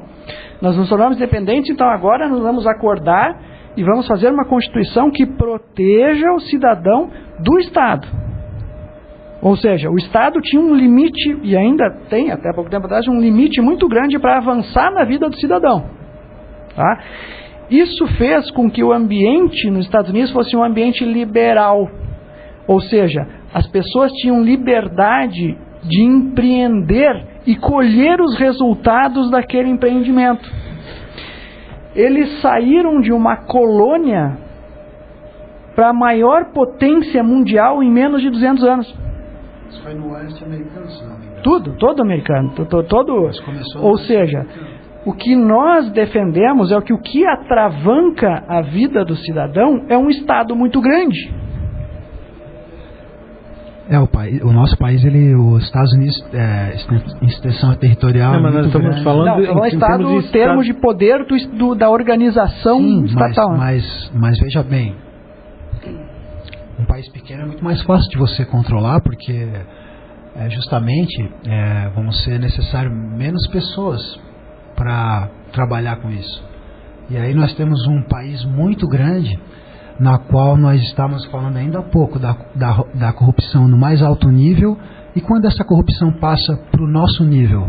Não, mas isso aqui que é todo esse... Porque assim, nós temos noção da corrupção que está sendo mostrada na televisão, mas nós não temos nem noção da corrupção que é feita no nosso país. Nós não temos noção disso, porque é Cláudio, muito mais tamanho de país não interfere. Se for assim, o Congo seria um país rico, bem administrado. Sim. Por exemplo, assim, deixa eu usar outro exemplo agora. Outro exemplo agora. Quando nós pregamos o liberalismo, por exemplo, assim, na nossa ideia, a Petrobras deve ser uma empresa privada. Se ela fosse privada, não existe, a Lava Jato não existiria. É porque não tem proteção nenhuma, né? Não é que não tem proteção. Por que as vacas, por que as baleias estão em extinção e as vacas não? As baleias, elas não têm proteção e as vacas servem de... Por que elas têm proteção, as vacas? Porque de certa forma elas servem de alimento. Porque a baleia também. As vacas têm dono. As vacas têm dono. Concordo. Isso aí. Tá? As baleias são de todos. Quem conseguir pegar mais, pega e rapa o tacho e não deixa para ninguém. O Brasil é de todos também. Nós não estamos sabendo fazer o que nós deveríamos fazer. A Petrobras é de todos. Quando alguém ganha um pleito de uma eleição presidencial, ele ganha de poder indicar o diretor da Petrobras. Que daí acaba sendo de todos, não é dele a empresa. Se a empresa quebrar, é o governo que vai pagar, não vai ser ele. Ele vai tentar tirar o máximo de recursos lá de dentro. Se é uma empresa privada, ela vai recolher os impostos. Se ela quebrar, o problema é dos sócios donos. Sim. Mas eu acho que o grande problema está nisso no nosso país, porque, veja bem, eu estava falando antes aqui em relação à administração, exemplo, de Imbituba, né? Nós pegarmos pessoas, mas você colocou que a gente não pode colocar responsabilidade numa pessoa só, concordo. Mas como nós vamos fazer então para o povo tomar ciência de que as pessoas que nós colocamos lá em cima, eles é que tem que nos respeitar, não nós a eles. É como a polícia sai na rua e muitas vezes ela vem e abusa de autoridade porque está com uma farda. Peraí, fera, porque tu tá de farda, o que é? Tá aí o meu respeito como cidadão. Eu não sou bandido, mas eu não sei quem é quem. Peraí, fera. Você primeiro, vamos fazer assim. Vamos ter que mudar tudo. A polícia, para você ser policial, você vai ter que no mínimo ter o 2º grau, ou no mínimo ter uma faculdade, como é feito nos Estados Unidos. Hoje é o nível superior, para todas. Entendeu? No mínimo. Então não é nem mais 2º grau, é nível superior. No mínimo. Militar também. No mínimo. Sim, mas não só isso muda. Sim, mas alguma coisa muda, mas não só isso muda. Mas alguma coisa tem que começar a ser feita, e alguma coisa só vai começar a ser feita se os políticos se ligarem, que o povo não está mais com eles. Cláudio, isso só mudará quando as pessoas como você, que realmente está indignada, começarem a participar da política. A segunda-feira eu vou transferir o voto para cá. 3 meses eu estou aqui em Imbituba. Quando as pessoas de bem começarem a fazer parte da política, elas começarão a mudar a política. Eu vou procurar... Simplesmente dizer que todos são ruins e eu não voto... Não. Sérgio. Aí realmente, se eu não fizer a minha parte, com certeza não vou mudar em nada. Sérgio, eu compartilho de parte da indignação do Cláudio. A indignação é comum. E é uma indignação geral coletiva. A indignação dele é coletiva, né? É comum, né? Eu penso às vezes assim que a gente pode estar equivocado, né? A maior parte da população pode estar equivocada, Cláudio. Eu também. No rumo que quer que o Brasil tome, né? As pessoas estão indignadas, querem que o governo dê mais direitos e mais proteção ao indivíduo. Só que direitos e proteção têm um preço. E o preço disso é alto, né? Eu acho que num momento que a gente precisa mais de indivíduos autônomos, conscientes de suas responsabilidades, não só consigo mesmo, mas também com a sociedade, porque querendo ou não, a gente vive em sociedade, nós somos uma ilha, né? Nesse momento que a gente precisa disso, as pessoas parecem que clamam um pouco para o outro lado, né?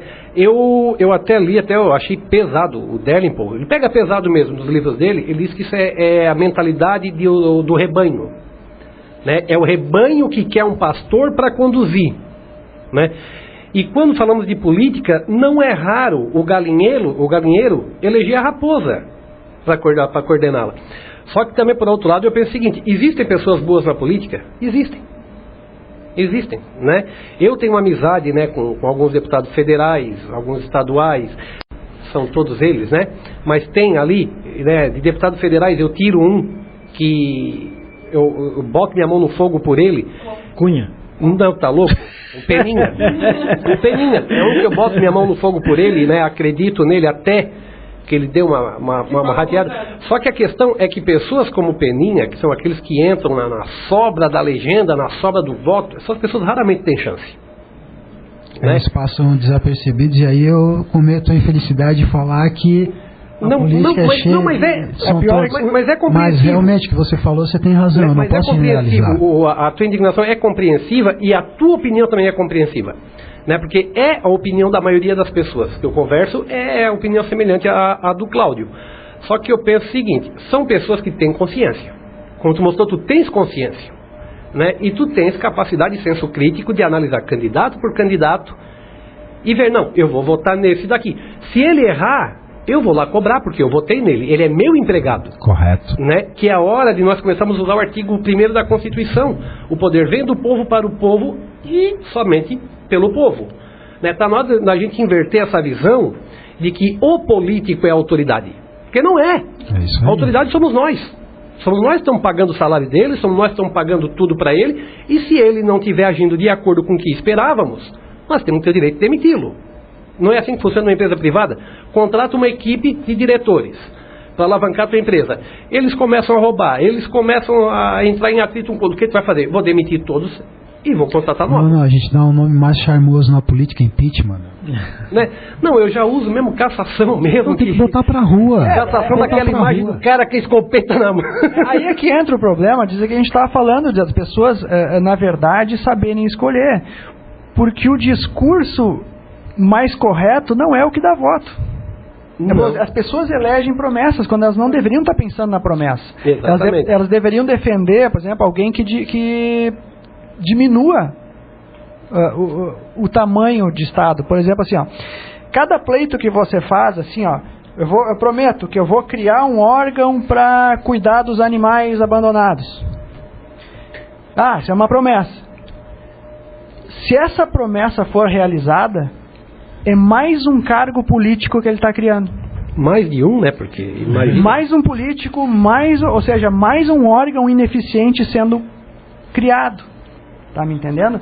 Então nós temos que cuidar. O pessoal não entende que as promessas oferecidas são o anzol. Nós temos que começar assim, vamos dizer. Enquanto vocês conversavam aqui antes, né, de eu entrar ao vivo, passa muitas coisas pela cabeça, fica com vontade de falar muitas coisas, vem muitas ideias e no fim você acaba esquecendo, assim como alguns livros que eu já li que eu acabei esquecendo. Nós temos que começar por aqui. O povo de Imbituba tem que começar por Imbituba. O povo de Imaruí tem que começar por Imaruí. Nós temos que cuidar da nossa casa. Eu tenho que cuidar da minha casa, e a minha casa agora vai ser em Imbituba. Eu estou retornando de novo para Imbituba. Imbituba me deu tudo. Eu vim para cá, eu era apenas um guri de 8 anos. Eu saí daqui, quando eu cheguei em Santos, as pessoas me respeitavam no surf porque eu falava que fui criado em Imbituba. Imbituba tem um respeito muito grande. Eu já conversei com pessoas muito importantes no meio do surf. Que Imbituba te deu tudo ou Imbituba ainda vai me dar muita coisa? Ou trabalhaste para chegar onde está? Também, eu trabalhei tudo, mas... Também, para mim, Imbituba não me deu nada. Não, Imbituba me deu um respaldo muito grande. Eu sempre morei aqui. Me deu muito pelo respeito. Se eu não trabalhasse, não corresse atrás... Concordo. Concordo, porque eu já tive meus erros, já fui arrogante, já fui preconceituoso. Mas eu aprendi com isso. E no que eu quis dizer, me expressei mal. Talvez tenha proporcionado o ambiente, me deu tudo que em relação ao surf. Imbituba me abriu muitas portas. Certo. Eu trabalhei para pessoas que estão entre os melhores do mundo nesse segmento. E pelo fato de eu falar que vim daqui, as portas se abriram para mim. Então eu tenho que ter um respeito por essa cidade. Se eu não cuidar da cidade, é o esporte que eu vivo. Eu sou um shaper hoje. Para eu falar que eu era um shaper profissional, isso demorou muitos anos. Muitas vezes eu tinha vergonha, porque a minha família sempre me cobrou para ser um médico, para ser isso, para ser aquilo, para estudar, enfim. E eu tive um conflito muito grande com meu pai, porque eu queria ser surfista profissional. E muitas vezes o esporte você não consegue conciliar muito com o estudo. Enfim, acabei não me tornando o que eu queria, mas eu acabei indo para esse segmento. Mas eu tenho que respeitar a Imbituba, porque a Imbituba me abriu muitas portas. O carinho que eu tenho por Imbituba, eu me sinto como se eu tivesse nascido aqui. Embora muitas pessoas me chamem de Haole, né? Haole significa a expressão do surf, um forasteiro, uma pessoa de fora. Eu me considero como se fosse uma pessoa de Imbituba. Então o amor que eu tenho por essa terra, eu me preocupo com isso daqui. Então eu vejo que nós temos que começar assim. Os habitantes da nossa cidade, eles precisam saber, juntamente, eu também preciso melhorar mais isso. Nós precisamos saber cobrar dos nossos administradores, de quem está administrando a nossa cidade, os direitos que nós temos, que é ter uma cidade limpa. Os impostos não podem ser caros. E os impostos cobrados, eles têm que retornar, entendeu? O Alisson nos falou aqui dos postos de saúde. Tem nome estranho e fica... Não, eu tenho um primo que se chama Alisson. Eu tenho um problema de gravar os nomes, mas eu costumo relacionar assim. Então o Alisson falou em relação ao governo do Jason, que ele fez lá, os 12 postos que foram reformados. Isso é um número expressivo em relação à saúde. E aí eu falei que eu conversei com uma pessoa que me disse que algumas coisas que ele faz aqui, ele não mostra. Ele até faz questão que não mostre. E aí a pessoa, mas assim você vai ser criticado. Não. Então, quer dizer, cada um tem uma forma de pensar. Então nós temos que mudar a nossa forma de pensar. Eu também tenho que mudar a minha forma de pensar. Nós temos que cobrar dos nossos administradores. Primeiro, nós temos que fazer uma Imbituba melhor. Depois, os habitantes de Santa Catarina lutar por um estado melhor. Aí sim, né? Os outros estados e seus habitantes, as suas cidades, respectivas cidades, fazerem isso. Aí depois... Quando as pessoas tiverem uma noção exata do que é política, porque muitas vezes a gente não sabe. Eu estou vendo no nosso país um bando de politiqueiros praticando politicalha. É isso que os meus professores em jornalismo falavam. Cláudia, e é isso que eu vejo. Não estaria sendo contraditório, porque no mesmo momento que falas que os políticos, por outro lado diz que nós temos que ter um governo melhor. E isso, será que não estamos supervalorizando o governo, esperando que parta deles? Mas tem que partir deles, porque eles é que querem fazer parte disso, eles que querem trabalhar nesse segmento. Então tem que funcionar como empresa. Nós temos que cobrar deles um trabalho justo, um investimento correto com o nosso dinheiro, porque nós temos o país mais rico do mundo e infelizmente nós estamos nessa crise. E isso é contraditório. Nós temos um país extremamente rico e nós estamos passando por essa falta de dinheiro. Cobrar mais impostos, por quê? Porque o governo desviou o dinheiro. Onde está o dinheiro que todo cidadão paga? Se nós temos uma das cargas tributárias mais caras do mundo. Onde está esse dinheiro? O país está em crise por quê? Porque é o povo que está roubando. Se eu roubo, eu sou ladrão. E o cara rouba lá em cima, ele é corrupto. Como funciona isso? Eu tenho esse problema, eu me exalto um pouco, entendeu? Mas pode ficar tranquilo. E aí, eu fico nessa, porque assim... A Gilene quer fazer uma pergunta para você. Não, é só uma questão que ali fala que de justiça, né? A justiça aqui no Brasil, para alguns, ela é justa, para outros, nem tanto. E realmente assim, o indivíduo é que vai fazer essa mudança, né? Assim, não tem como mudar uma estrutura toda sem o indivíduo se responsabilizar pela sua capacidade de escolha. Então, quer dizer, nós como indivíduos que pensamos em melhorar aí para frente, a gente não quer depender do governo, nós não queremos ser igualitários, nós queremos ter o retorno do nosso trabalho justo e digno conforme ele é. Então, quer dizer, quanto mais deveres, né, quanto mais direitos nós temos, outras coisas nós vamos ser impedidos de fazer. Porque para todo direito, tu tem um dever. Então, assim, eu tenho o dever de pagar imposto, eu sou obrigada a pagar imposto, mas o meu direito em retorno justo eu não tenho. Então, quer dizer, tá aí, na nossa cobrança correta com o que eles estão tirando da gente, é que nós vamos ter talvez uma melhor estrutura. Talvez. Porque eu vejo que... A Gislane falou tudo agora. Deixa eu só não perder isso que ela falou agora. Que ela falou uma coisa muito importante. É parte do indivíduo. Tudo parte do indivíduo. O que torna uma nação desenvolvida? É um governo? São as pessoas, é a população. O que faz uma nação ser desenvolvida é o desenvolvimento individual.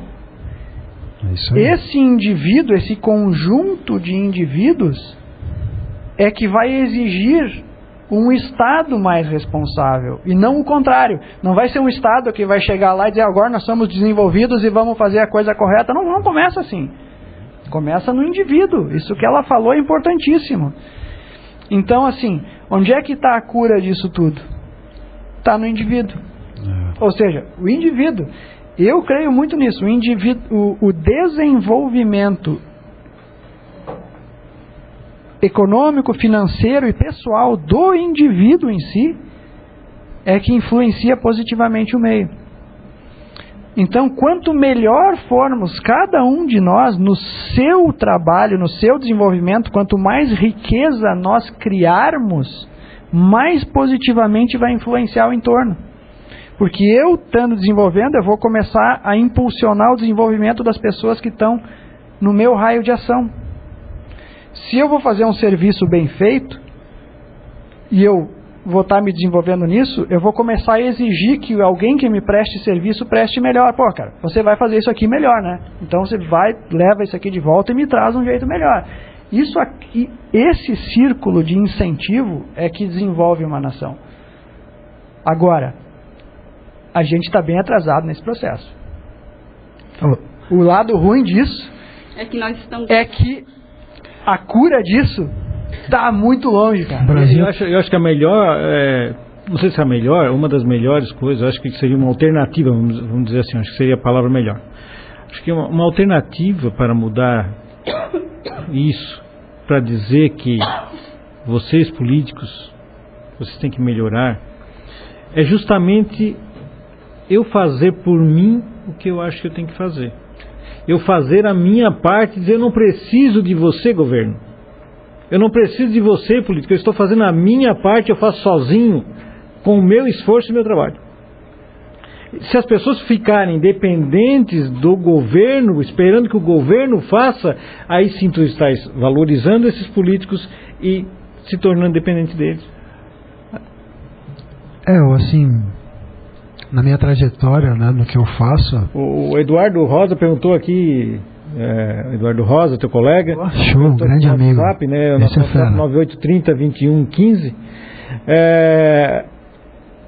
Se é fácil viver de jornalismo hoje ou trabalhar diretamente com o surf, o que é que seria mais prazeroso? Olha, o jornalismo eu não tive uma passagem boa aqui em Bituba, eu trabalhei no Popular e... Como eu havia falado, meu texto não é para jornal. Infelizmente eu me equivoquei em algumas coisas que eu fiz e acabei sendo mandado embora. Foi a primeira vez que eu fui demitido na minha vida.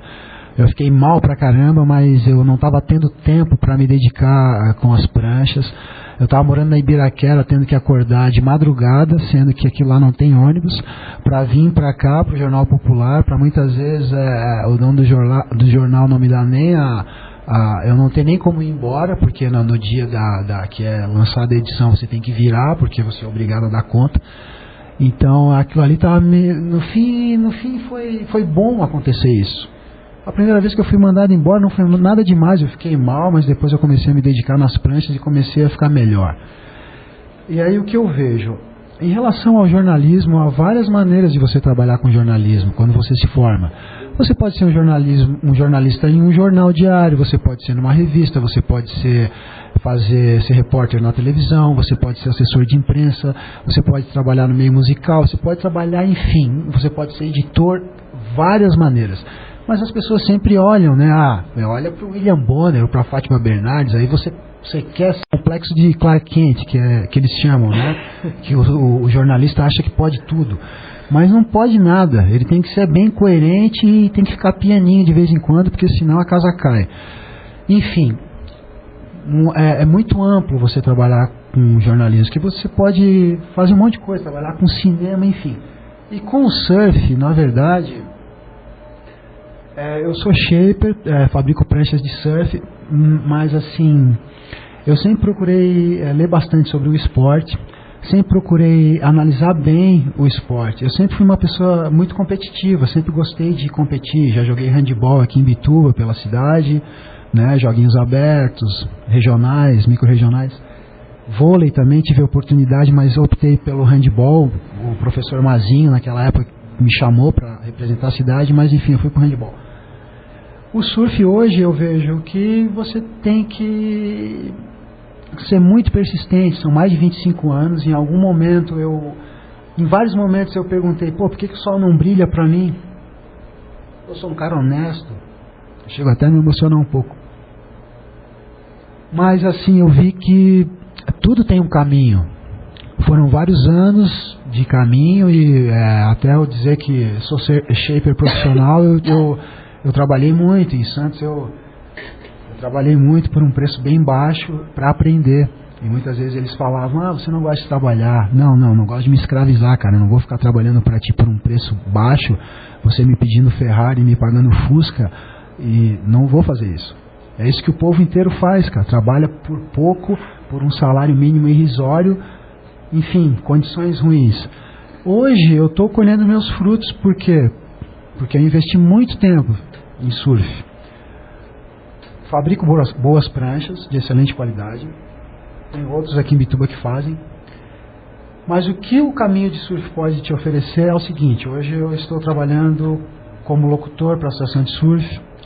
Já tem outras associações que também já estão olhando meu trabalho. Também já fiz parte da associação de surf da Escolinha do Bananinha. Agora vou voltar a trabalhar de novo. Já estou começando a atender as crianças carentes para consertar as pranchas sem custo. Mas o que eu quero trabalhar aqui em Bituba é com os atletas. Eu já tive a oportunidade de ser técnico da equipe de Bituba num Surf Games que teve em Barra Velha. A gente acabou ficando em terceiro, enfim. Mas eu tenho o sonho de trabalhar com pessoas, com crianças, para mostrar que o surf profissional, ele não é só um esporte e que não é um esporte marginalizado também, certo? Usuários de drogas nós já tivemos em todos os outros esportes, inclusive em jornalismo também. Então eu quero mostrar que hoje, para você ser surfista profissional, você tem que ser muito mais que um surfista, você tem que ser um cidadão também. Você tem que saber exercer influência de várias maneiras.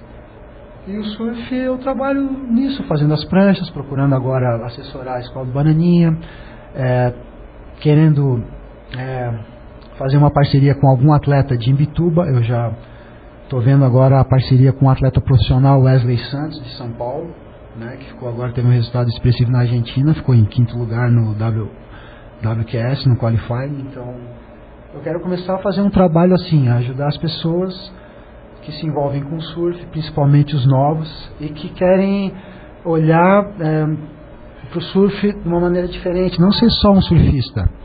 Mas se quiser levar isso adiante como uma profissão, eu tenho condições, tenho uma estrada legal, e tenho certeza que quem se interesse, os pais, né, que tiverem aí um pequeno surfista que queira seguir um caminho, eu também tenho essa vontade. Na verdade, se aponta os caminhos, né? Depois, no decorrer da jornada, é que a pessoa vai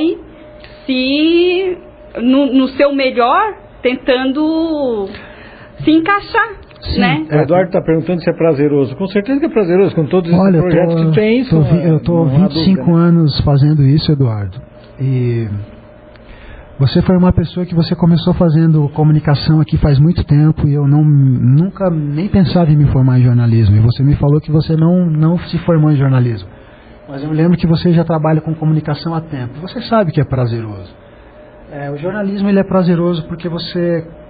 Mas no surf ele... Sim, no surf é extremamente prazeroso, porque só o contato com a água já se você todo dia tomar um banho de mar, você vai ver a energia que você tem. Se você deslizar numa onda, você já vai ter uma outra percepção.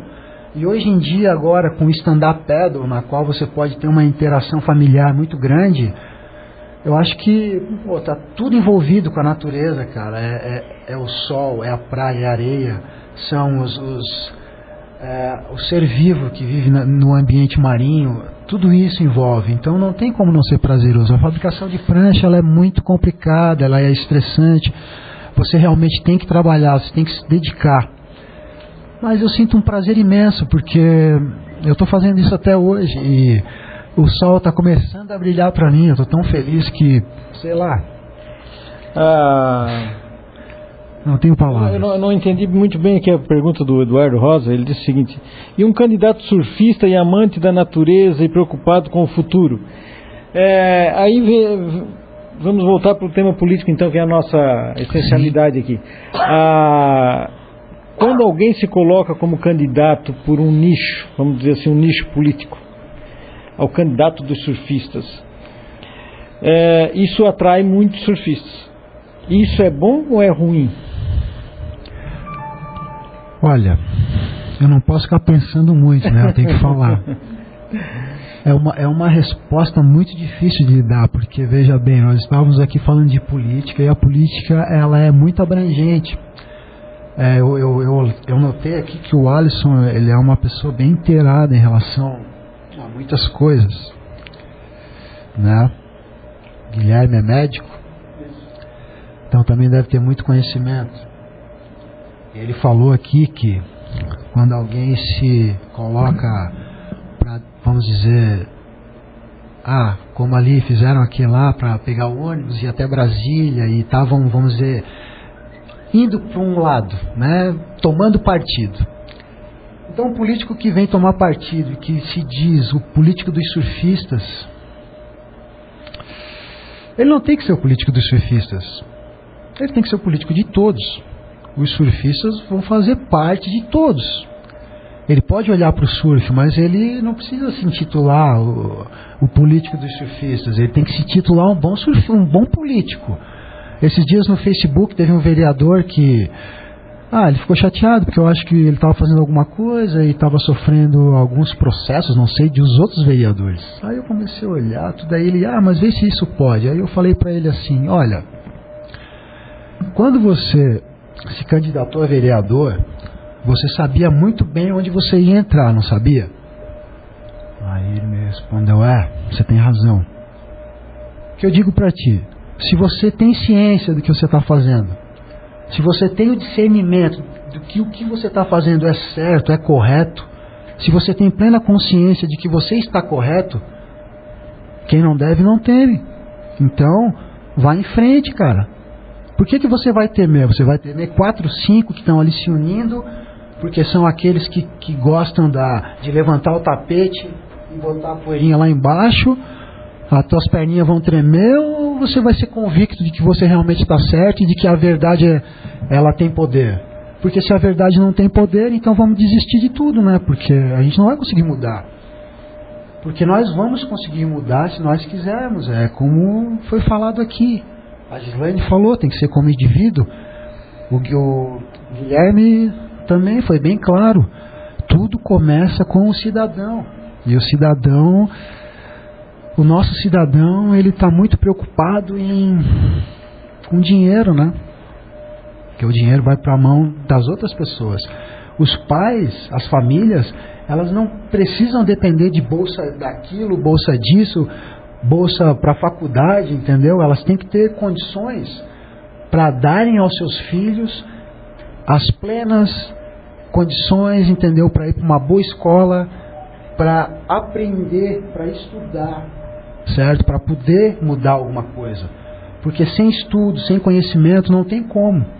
E se uma família não tem condição, se ela depende de alguma bolsa para ter condição de colocar seu filho na escola, ou até para ter condição de viver, como nós vamos mudar? Eu não vejo. Entendeu? Agora, eu vejo se realmente as pessoas começarem a segurarem um pouco mais.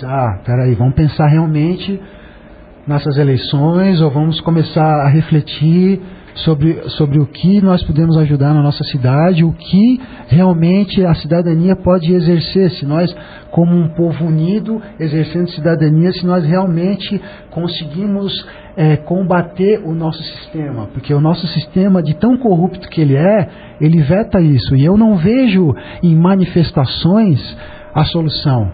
Porque a manifestação, ela muitas vezes, daqui a pouco um do contra se mete no meio da manifestação, aí faz o auê, a manifestação que de repente era uma manifestação tranquila, já não vai ser mais uma manifestação tranquila. Então o boicote, vamos dizer, as pessoas que gostam de, vamos dizer, boicotar ou de causar algum tipo de desconforto, é muito fácil. Porque nós sabemos que o mal, muitas vezes, ele se utiliza de certas coisas que o bem não se utiliza. Porque o bem quer ser correto. O mal se utiliza de artimanhas para conseguir o objetivo a qualquer custo. E o bem não. O bem quer fazer as coisas darem certo pelo bem. Então, nós estamos, assim, eu vejo, de mãos atadas. Por quê? Porque o povo tem o poder, mas não tem.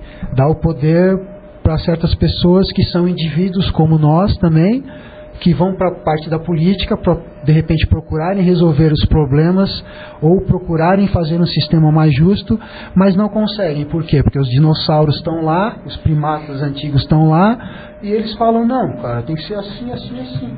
Se não for assim, não vira. Pode pegar as costas. Ele começou com... Viu? Prestar atenção, realmente, no começo do discurso dele, um pensamento, um raciocínio completamente liberal. Ou seja, as pessoas não têm que depender de bolsa, ou disso, daquilo, educação, para ter as coisas. As famílias teriam que conseguir ter condições de se dar aquilo e se proporcionar. Sobreviver não vive. Esse é o pensamento liberal que nós defendemos. Vive de prancha todos os anos. Mas daí o problema desse tipo de pensamento é que ele empurra a responsabilidade sobre o sustento e sobre a felicidade e toda a realização para o próprio indivíduo. É isso que as pessoas temem. Ou seja, você vai ter que ser bom o suficiente para conseguir o seu sucesso e as suas realizações. Tá entendendo? Isso, de certa forma, ainda encontra uma barreira, porque quando você vai para isso, você está tirando assim, ó, o Estado não é papai e mamãe. Você cresceu e você vai ter que fazer a sua história. Nós não vamos estar atrás disso lhe patrocinando, tá? É esse discurso que ainda não vende. Se alguém subir num palanque com esse discurso, não ganha voto. Tá entendendo? Você já imaginou, esses dias, numa conversa que eu estava trocando com alguém, eu pensei assim, um de nós num palanque discursando com um socialista do lado. Vocês já imaginaram que surra que a gente ia tomar? Vaiado. Nós íamos ser vaiados completamente. Porque o socialista ia chegar lá e dizer assim, não, que o Estado tem que proporcionar a felicidade do cidadão, e nós temos que batalhar por isso, e temos que... viva! Aí chega um de nós assim, não, cara, eu acho que não é isso. Eu acho que cada um tem que fazer a sua. E vai ter que melhorar e não ter um Estado patrocinado.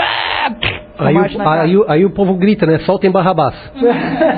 Ou seja, é isso que tem que amadurecer. O pessoal quer colher os frutos bons, mas não quer plantar. Não quer plantar, não quer regar, não quer adubar, não quer esperar colher, pô. A minha loucura é tão grande que quando eu vejo A Paixão de Cristo de Mel Gibson, cara, eu fico com vontade de pegar os romanos. Nossa, cara, eu fiquei mal, eu fico mal, porque é inadmissível. Não, aí eu vi um vídeo no Facebook da mulher no canto. E o cara com um pedaço de pau dando na mulher, e as pessoas pedindo pra parar, eu fiquei com vontade de entrar por dentro da tela e pegar aquele cidadão ali, torcer ele, certo? Eu já vi o meu pai agredir a minha mãe. Então, eu tenho isso comigo, uma coisa muito forte, entendeu? Um homem que agride uma mulher, ele não merece respeito. Ele perde toda a razão. E não é uma disputa. Nós não temos que disputar com os homens e os homens não têm que disputar com as mulheres. Os direitos têm que ser iguais. Esse negócio de as mulheres reivindicarem os direitos iguais, isso daí não precisava existir, porque os direitos têm que ser iguais. A mulher nunca pode ter menos direito que o homem. A minha mãe me carregou na barriga 9 meses. E aí, meu pai é mais forte que ela? Como é que funciona isso? Nós não sabemos de onde viemos, não sabemos para onde vamos, certo? Não temos esse conhecimento ainda. E no fim, quanto mais a pessoa, quanto mais sei que nada sei. Então, quanto mais conhecimento temos, fica muita coisa. Passou tanta coisa pela minha cabeça, vontade de dizer aqui, só que vai o dia inteiro. E eu gostei do programa de vocês. Quando ele me mandou o programa que eu comecei a escutar, eu falei, não, legal, eu vou lá, sim. Tanto que quando eu comentei com uma pessoa que eu ia falar de política, a pessoa me olhou assim, não, mas quem é tu para falar de política? Eu sou o Cláudio. Eu sou um cidadão, um indivíduo. Título de eleitor. Um indivíduo. Eu tenho a minha opinião. Com certeza. Não é? É que nem quando perguntam para mim, mas por que tu reclama de política? Se eu reclamar, eu vou ficar conformada que nem tu. Eu prefiro usar a minha voz para pelo menos me indignar do que ficar conformado. Mas não vai mudar nada. Eu não vou mudar nada, mas eu não fico calada. Nós já demos trabalho para os políticos aqui, né? Já demos trabalho. Mas aí é que tá, olha o cara senta aqui na frente, vamos conversar. Mas não precisa... ele pode até continuar a fazer as mesmas coisas, não mudou nada na opinião dele, né, com referência ao que nós falamos. Mas ele viu que tem alguém que não concorda com ele. Que não concorda e tem argumento. E assim, eu cheguei aqui massacrando os políticos, né? E o Sérgio começou a falar, não, mas não são todos, não, realmente. E nós temos que pensar assim, por que esse choque? Por que esse choque com os políticos? Por que eles estão lá em cima e estão fazendo isso? Por quê? A grande coisa que eu vejo... gostoso mexer com o dinheiro dos outros e a minha visão sobre esse cenário político é a seguinte: ela é a legítima representação do povo brasileiro. Nossa colonização, eu acho. Não, eu acho que é legítimo. Tudo que está acontecendo, como o Sérgio falou das mãos limpas, quando começou a chegar no povo, nos seus métodos, a coisa melou. Eu não vejo esse sistema político que está aí não sendo legítimo. Eu acho que ele é legítimo. Doutor Guilherme, como disse o Bakunin, né? Quando um idiota governa uma nação, é porque aqueles que o elegeram estão muito bem representados. Exatamente. Essa é a ideia. Essa linha de raciocínio que eu desenvolvo. É a única frase do Bakunin que eu gosto. Eu não vejo, o pior de tudo é que eu não vejo isso que está aí como uma coisa ilegítima. A culpa é nossa mesmo. Tá? Essa é que tem que estar na mente das pessoas. O Kelly Slater, quando ele perde as baterias dele, ele não culpa ninguém, ele culpa ele mesmo. Ele não conseguiu vencê-lo, né? E não conseguiu se sobressair naquele momento. É a questão individual que eu bato nessa questão do indivíduo. Porque assim, mas individualista é egoísta? Não é egoísmo. É só tu pensar na forma que tu queres para tua vida e tu não interferir na do outro. É só isso. Cada um de nós só estamos aqui porque conseguimos vencer a luta diante de milhões de espermatozoides. Se não dependesse de... É individual. Individualmente, não teria chegado. Aí eu me olho no espelho para pensar os outros deviam ser muito retardados, viu? Porque eu venci, cara. Pô. Não, mas assim... Agora eu vou, sei lá, né? Uma vez o Pedro Bial falou que comparar praias é como comparar mulheres, uma indelicadeza. Então eu entro agora. Eu vejo o Alisson aqui, estou conhecendo pela primeira vez. Eu não conheço realmente, está sendo só uma primeira impressão. Vejo como uma pessoa que pode ser, vamos dizer, extremamente bem informada, pode ser extremamente inteligente. E todos nós temos o nosso valor, né? Todos nós temos um valor, temos uma luz, E todos nós, em algum momento, é dado esse start, né? Uns conseguem vencer algumas coisas sozinhos, outros dependem de uma certa ajuda, porque tudo, no fim, tudo vem da estrutura familiar, né? Eu tenho comigo que os nossos ídolos, os ídolos dos filhos, são os pais, né? Durante muito tempo, eu acho que de repente a vida inteira. Meu pai, por mais que ele seja cheio de defeitos, ele é meu ídolo, ele me ajudou muito. Minha mãe também. Então, eu acho que a estrutura familiar, ela, sem dúvida nenhuma, ela é o alicerce principal de todo indivíduo, né? E só lembrando que o nosso tempo já está esgotado, tá? Está esgotado. Então, assim, alguns livros que eu li, né, que são importantes, assim, para quem gosta de surf. Esse livro do Nick Carroll, que é irmão do Tom Carroll é um surfista australiano que foi bicampeão mundial. É um livro muito bom que fala muito sobre família, sobre carreira, sobre o esporte, sobre o vício em drogas e sobre o que realmente a família faz quando acontece algo desse tipo. A família é que consegue fazer uma pessoa se recuperar. Então eu indico esse livro. Também indico o livro do Bernardinho, Transformando Suor em Ouro, né? Mais de 300 mil exemplares.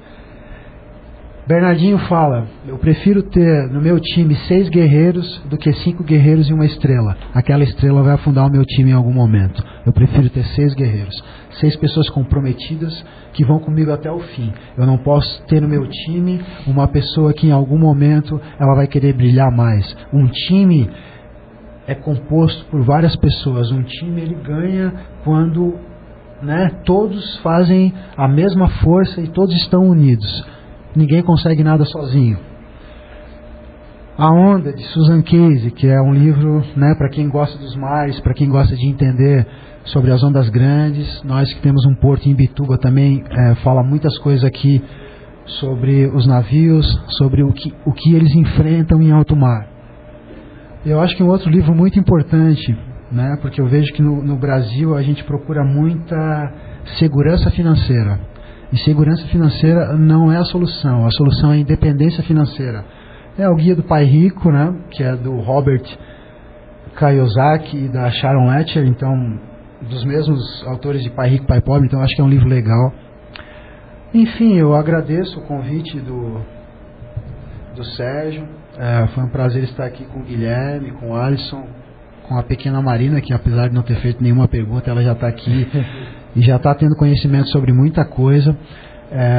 Eu acho que não encontramos uma criança na rádio assim, constantemente, né? Eu já tive em algumas rádios, não para dar entrevista, mas para conhecer. Como eu já havia falado, meu TCC, né, da minha formatura na faculdade foi um programa de rádio sobre o chorinho na Baixada Santista. Eu acho esse meio de comunicação um meio muito forte. Não foi à toa que Hitler, quando quis propagar, né,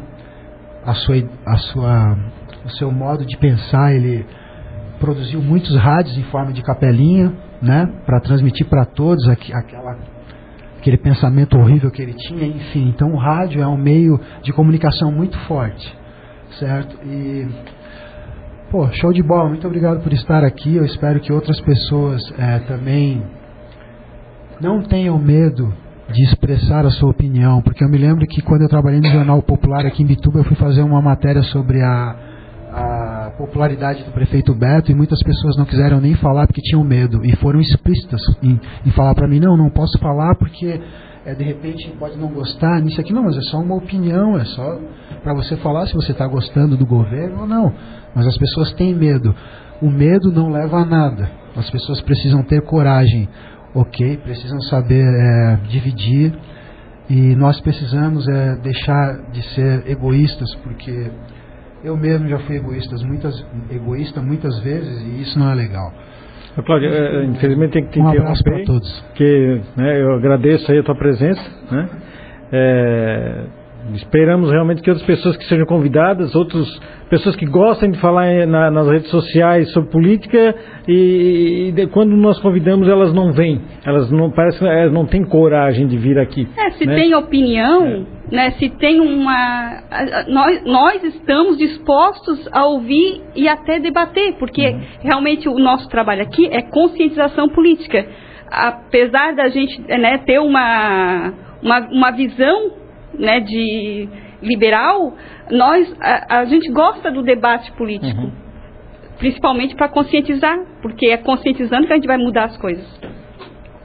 Eu agradeço a presença do Cláudio Freitas e desejo a todos um bom final de semana. Guilherme, obrigado. Cláudio, muito obrigado. A presença foi excelente. Pessoal da mesa, bom final de semana e para os ouvintes também. Alisson. Agradecer ao Cláudio e pedir para que as pessoas agora se espelhem no Cláudio, né? Aqueles que gostam de falar de política, que entendem a importância da política na nossa vida, se proponham, venham aqui, vamos conversar, vamos debater, vamos trocar ideia. Foi um programa realmente um dos melhores, né, que nós já tivemos aqui, na minha opinião. E a todos os nossos ouvintes, muito obrigado pela paciência e pronto, pode começar a cachaçada que final de semana começou. Gostei de vocês, muito obrigado realmente. Um bom final de semana a todos e show de bola o programa. Obrigado, Cláudio. O Eduardo Rosa disse que está à disposição para vir aqui no programa também. Esperamos que o nosso programa esteja cada vez mais divulgado de boca em boca, e nós estamos com o nosso canal no YouTube. Procure no canal no YouTube o canal programa Eles e Ela. Nós temos 3 programas completos lá, já gravados. Quem não quiser ouvir algum deles está lá, e nós pretendemos colocar todos lá. Ouvintes, obrigado pela audiência e até o próximo final de semana.